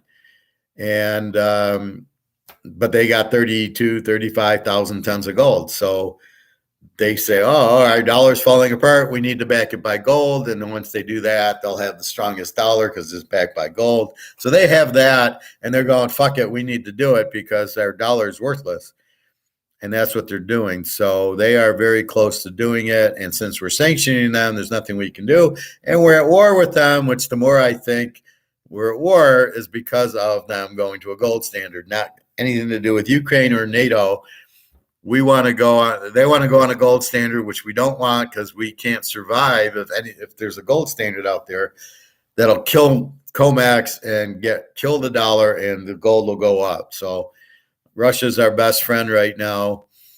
It's like this movie, Other People's Money, with Danny DeVito, and he goes and he sees this company that's book value is $30 a share, and the stock's selling at 10. So he said, I can buy a 25 for 10, which is what I keep saying with gold. We can buy a $10,000 ounce of gold for $2,000. I can buy a $2,000 ounce of silver for $25. So that's what he's doing. And then he had a vote, and he says, I'm not your best friend. I'm your only friend, because see, here's where it gets into a gray area. So the owner of the company is an idiot because he doesn't understand that there's now fiber optics, and he's still dealing with cable and wireless. Well, wait a minute, that's obsolete. Like the horse and buggy versus the car came out. So you don't need the horse and buggy anymore. You're going to the car. And that's kind of what he's saying is, well, this is obsolete. Why isn't the management understanding that and going into fiber optics? That's really the question of the movie that I ask is, the fuck are these idiots doing? Just like I do the same to these other movies going, didn't they see the Ritz when Clinton said you have to allow anybody with any credit to get a house instead of just the good credit people? Well, didn't you think that was going to cause a crisis? So it's all out there if you just know how to look. But in this case, the gold will have to go up because it's strictly a matter of Gold will go up because it's just a matter of the dollar going to zero. There's $90 trillion now outside the US that has to come back, right? People don't want to hold it. Because it's worthless. Once people start realizing, they'll send it back to the US, which will cause huge inflation anyway, which it's already causing. So it's in foreign banks, let's say, or stock markets. So it comes back in, causes massive inflation. Nobody wants the dollar, it goes to zero. Oh my God, what do I go into? And your only option's gold. You go into gold. And that's going to raise the price. The Russians are going to raise the price. The Russians, you got to pay for oil with gold, got to raise the price. So it's all coming very, very soon. I don't think it'll last the year, but we'll see. I said we'll look at after Labor Day, and they've been shorting it. And then that leads me to the gold store. So I go to the gold store Friday and Saturday to buy another half ounce, 3/4 of an ounce of gold, not working. I don't want to pull too much money out of the safe because I don't know how long I need the bridge. In other words, I could take my money and buy more gold with it, but then it would leave me no money. I'd have all this gold, but then I don't want to start selling the gold back to the store for $2,000, or now it would be $1,850 or whatever. I don't want to sell it back at this price because it's really a $40,000, $50,000 an ounce gold is what reality is. So I don't want to sell it back. So therefore, I need to keep this, even though I know it's worthless. At least it keeps me from having to sell the gold for money. I have some money. So I'm kind of trying to figure out how long do I keep it and how much do I need with the bridge. So with the government shutting down tomorrow, Social Security will not be affected. You'll still get your money. Okay, good. So I don't have to worry about rent. I don't have to worry about food and utilities. Okay, that's good. And we'll go from there. So basically, that's what we're looking at. So it's just waiting for gold to go through the roof, but the dollar's going to collapse. So what should happen is they'll bring out a new dollar and say, here's because of Putin, here's this dollar. And you'll exchange your 20,000 of this bullshit that's worthless for maybe 10,000. Maybe it's even money. Here's 20 grand, give me 20 grand. But it's the same. It's inflated dollars backed by nothing is inflated dollars backed by nothing. So you haven't improved at all. Nothing has been done. You've turned toilet paper and you got toilet paper. The only way out is gold. And a dollar that's backed by gold is the only way out of this mess, which they won't do because they're Keynesians. They don't believe in gold. So you're all fucked. So again, it's how much more silver and gold should I buy and how much dollars do I need to bridge it?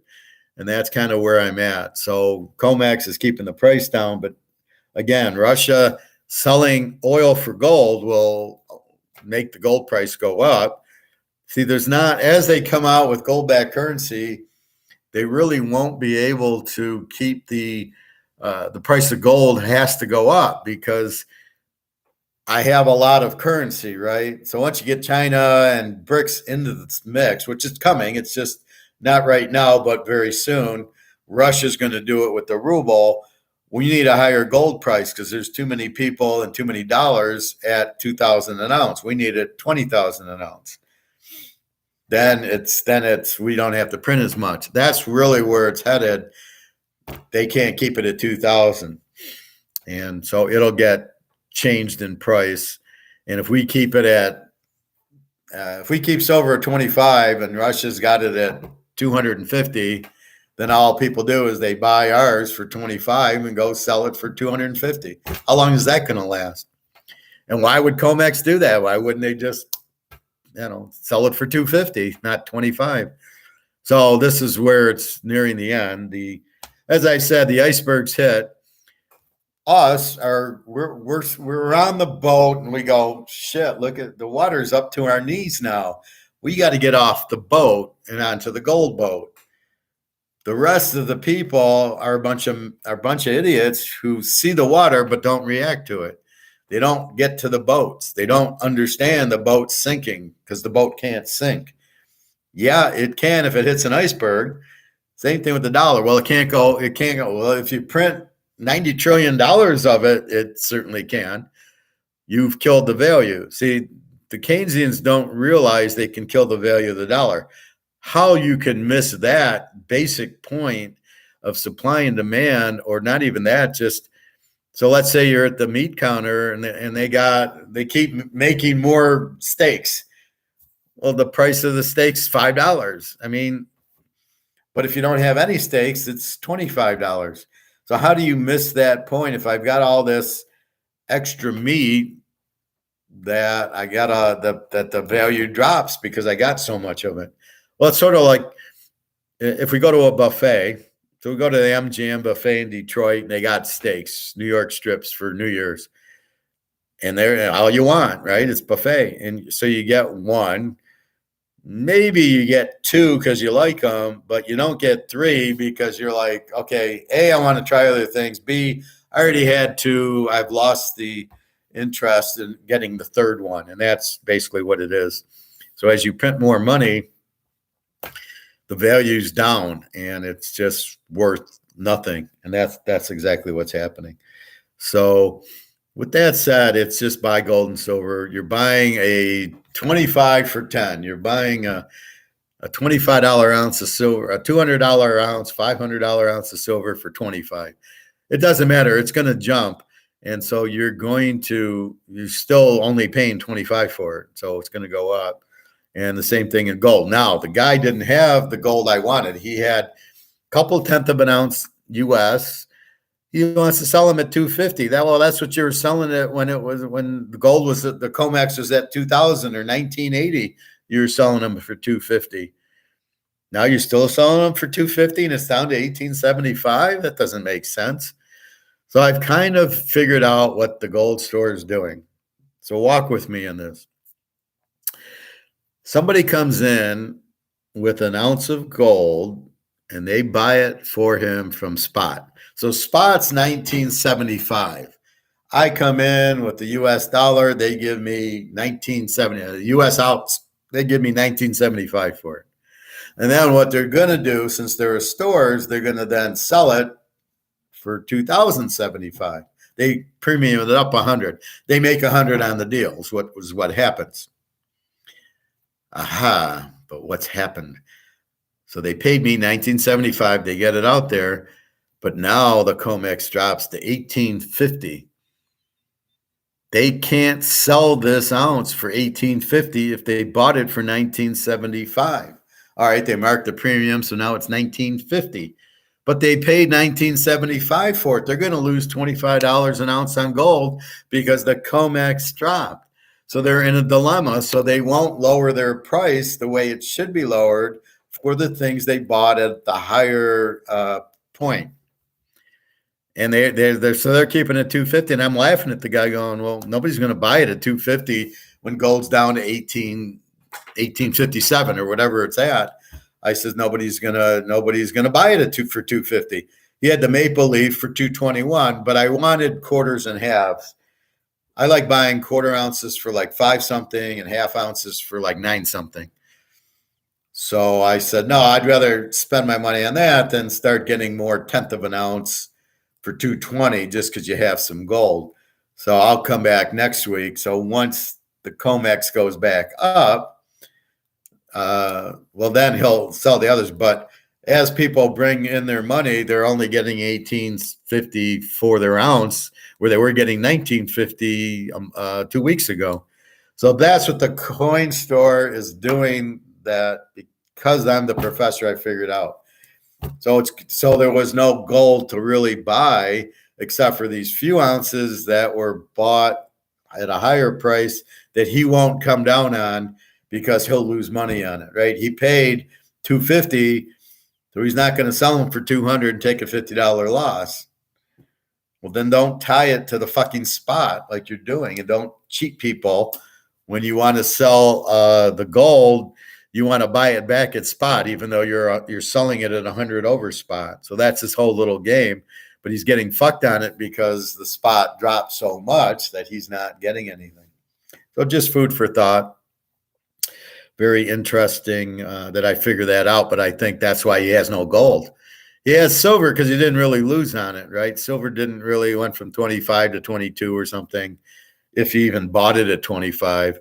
But silver really hasn't gone down much. But gold, that's the problem. It's down probably $100. So if he bought stuff at $100 higher, he can't sell it. So he doesn't have any out. Okay, you just lost the sale. You're a store. I didn't buy from you. So I am very careful. I don't need to buy, but I would like to buy more because it's a 30, 40, $50,000 ounce I can get for $2,000.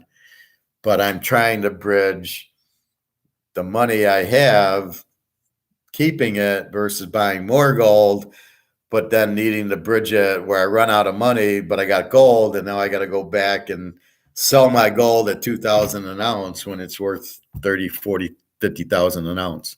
So I know what the real price is because, and I told the guy point blank, you're trying to sell physical gold at paper prices. You do understand that. I don't think they do. So why they use the paper price to sell physical gold is it'd be like me if there was a derivative on this for $5 and this is 60 in the grocery store. Why would I sell this for $5? And that's what they're doing with gold. The derivatives lower the price, but this is physical. This is not paper. And I don't know why it's so difficult to understand. Physical is what you have. This is physical. This is what I have, not fucking derivatives. So derivatives, if I bought a derivative of this, I wouldn't have it. I would have a piece of paper that says, you have a 750 of Canadian Club 12-year. I can't drink this. This has no value. This is what an ETF is. That's why you buy physical. But this price has to be a physical price, not the paper price. So what do? Here's JP Morgan keeping the price down because he prints dollars, doesn't want the dollar to go out. But why do the mines and the gold stores and everybody else use the paper price to sell their physical? Why isn't there a physical market? I don't understand this. This is the point that eludes so many people. Why isn't there a physical price for gold? Why are they using the paper price? This is why I'm like, see, everybody gets, a little upset. Like, what's the gold price? What's the gold price? I go, I don't know. There isn't one. For the physical gold we own, there is no price. For the paper, there's a paper price. So if you're in the ETFs or stocks, that's the paper price of gold. Good luck to you. You'll never get the physical. So when physical goes to 20,000 an ounce, let's say, your ETF is zero. And so if the dollar goes out, your ETF is zero because you don't own the physical gold and you'll never get it. So if you say, hey, I got 50 ounces of ETF gold, can I have it? And they're going to say no, because you and 1,000 other people have the same gold in that ETF. So ETF 123 has 1,000 people thinking they own it, and nobody owns it. And so that's why this Sprout and Rick Rude should be thrown in jail for Madoffing everybody. They're Ponzi scheming it. They're saying you have gold and you don't. And then when you want it, they're going to, we don't really have physical. We're pricing it against physical. You're not. You're pricing it against paper. So the whole thing should be illegal, and they all should be sentenced to jail for life for scamming the Americans. Why do I have to tell you not to buy ETF? Because it's paper. Why do I have to tell you that? Why aren't they telling you? They're running it. So the moral of the story is be careful who you listen to.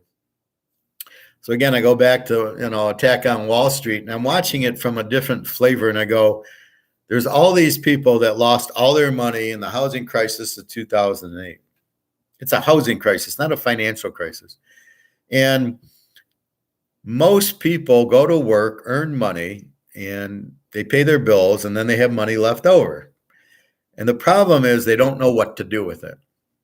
People do not know what to do with their money.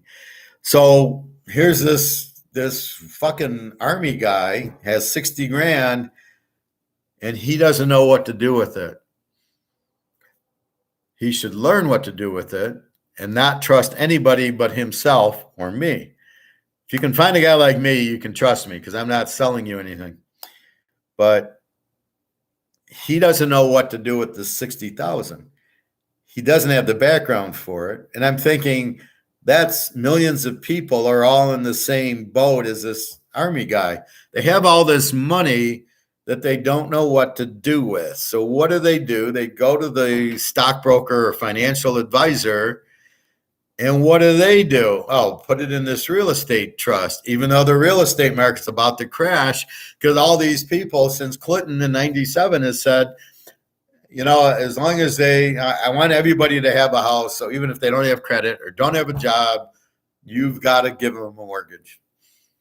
And then the Attorney General, Jan Marino, was suing them if they didn't give mortgages to minorities or people not working. What the fuck? It's my money. I don't want it. This guy doesn't work. Why would I give him? He's got a zero credit. Why would I lend him $100,000 for a house that he can't afford? And if it's adjustable rate mortgage, when the rate goes up, he certainly can't afford it. So this is what happened. So of course, if you're any type of economics or finance person, you would have known that and realized that real estates are not where to go. I don't know if the stock market was. Of course, my view would have been buy gold. So look at all the people like this Army guy who are sitting there. I've got money I don't know what to do with. I don't know how to learn, right? I don't know where to go to learn about it. I don't really have time because I'm working and I'm married and my wife's sick. So I don't know who to ask or what to do. So I'm just going to go to Shearson Lehman or one of these banks, talk to a broker and say, what do I do with my money? I want it safe. And his point of view is, here's another sucker. I don't care about him. I'm not trying to make him money. I'm trying to make commission. So my goal is to make commission. I'm going to put him in the thing I can make the most commission in, which was real estate trust. How much commission does he make in gold? Zero. So he will never tell you to go into gold, but he's not educating you either. He's not telling you what to do. He's just saying, put your money in it. There's very little risk. It's housing, and housing's never collapsed. Yeah, because they never allowed people with bad credit and no jobs to get a mortgage. That's why it never collapsed, but you change the variables. See how everything goes back from here to football? If you change variables, now you have a lot people in with bad credit scores and bad jobs and low income. You now change the fundamentals, and now houses will go bankrupt. And that's, again, Brady's not on New England. He's not on Tampa. You can't use those trends. So he gets mad at his broker, financial planner, for putting him in the real estate. I thought I wanted no risk. I want my money back. My wife's sick. And then the guy says, well, what do you think? You invest, you can make money or lose money. Well, wait a minute. No. You advised them. You're responsible for that. So what are you doing? And you got to take responsibility that you put it in. He didn't put it in. If he would have bought Microsoft stock and it goes down, that's his problem.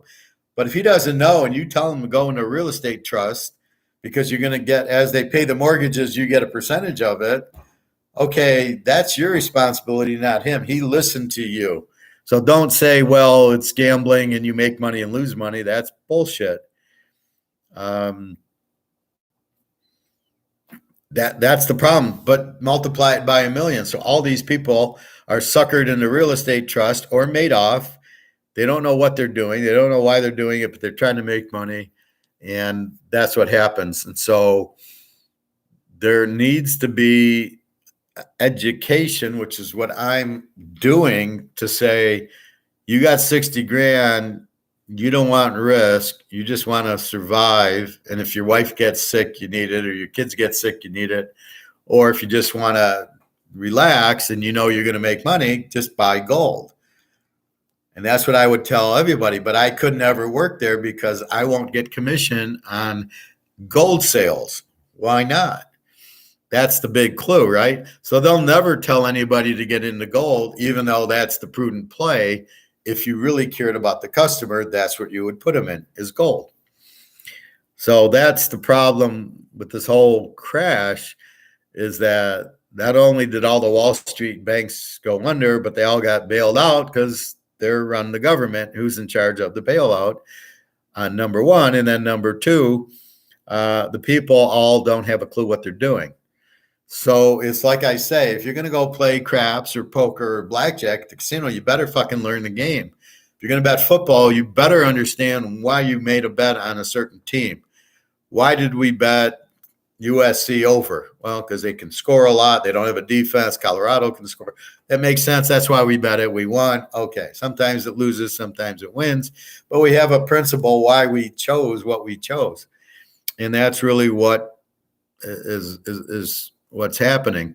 So that's, I find, the fault. Like, now nobody's buying gold. They're all, what are they doing? They're getting out of the banks to buy T-bills, or they're getting out of the banks to buy Amazon stock.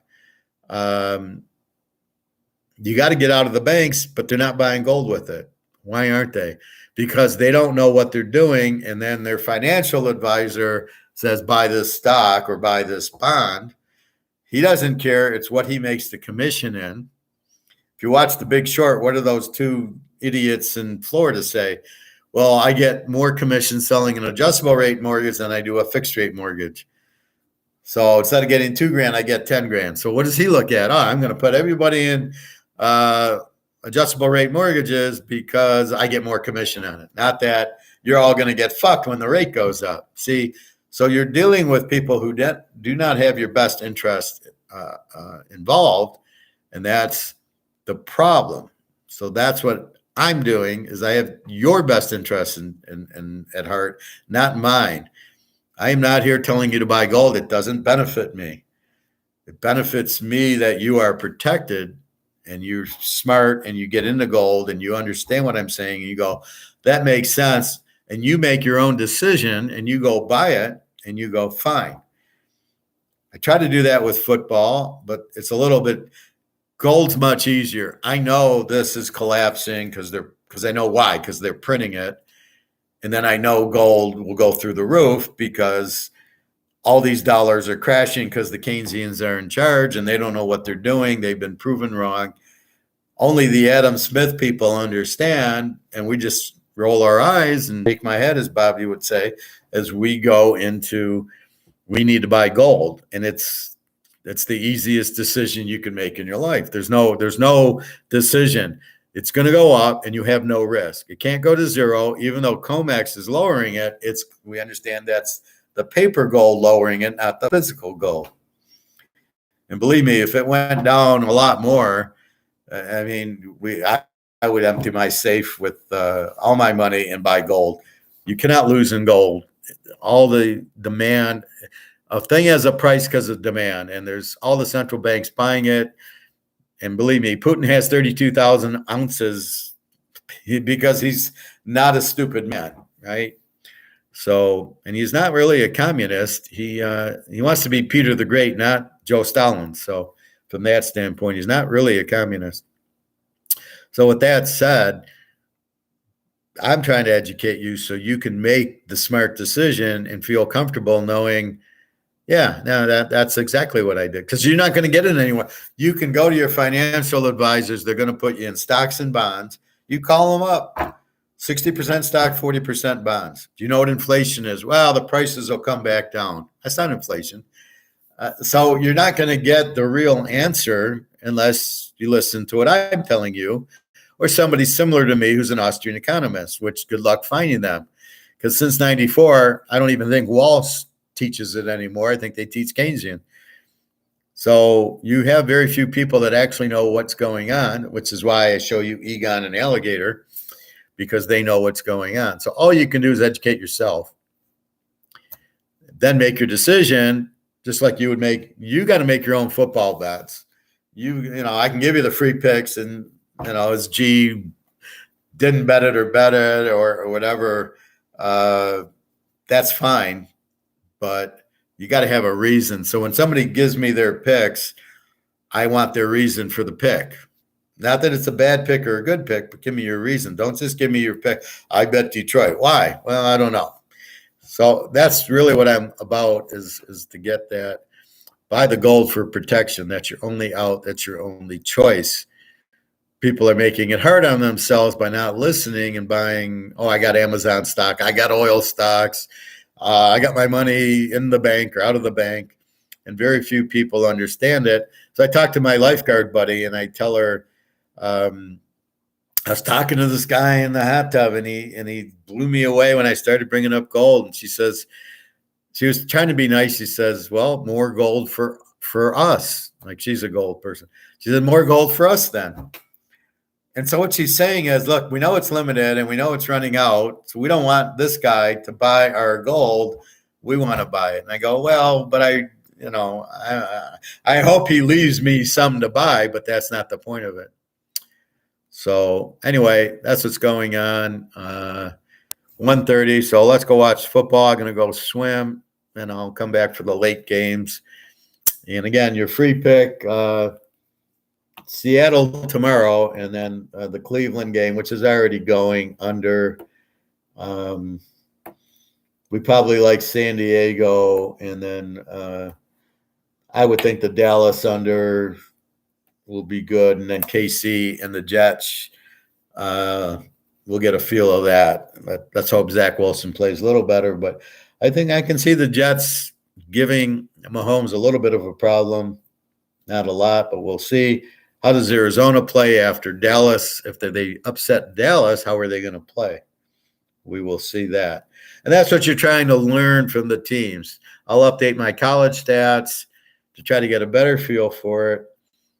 But again,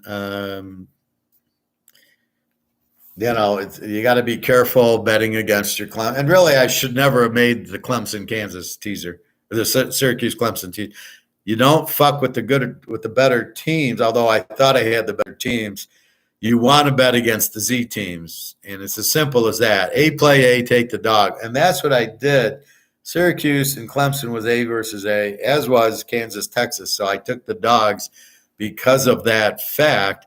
And then the other issue is we want to go against the Z team, and that's why I took Fresno State and Washington. And, they didn't show up. And you're like, what the fuck?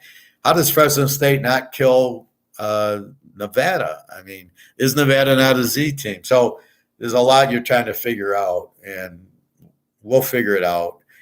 We'll start spotting it. And right now, I think we're a little bit we see so many games, and then it becomes we're just choosing the wrong ones. That's just human nature, bad luck. I don't know what you call it. It's like poker. Some days you go to the poker table, you get pocket aces and lose. They flop the set on you. They flop two pair on you. What are you going to do? You got aces, and that's what happens. You got a flush. They get a full house on you. So it happens that there's different streaks or something or thoughts that you're doing the right moves and you're losing. Well, that's all you can do is do the right move. So anyway, buy your gold. It's going to go up very soon. And, you don't want to sell it at 2,000 when it's really worth 20 or 30 or 40,000, and the dollar will go out. They're doing all they can to keep the dollar from going out, but they're not going to be. It eventually will go out. All right, everybody. Have a good day. Good luck on your games. www.teaserking.com. You want to email me? My email is there. And off we go. All right. Have a good day and good luck today, everybody. Thank you.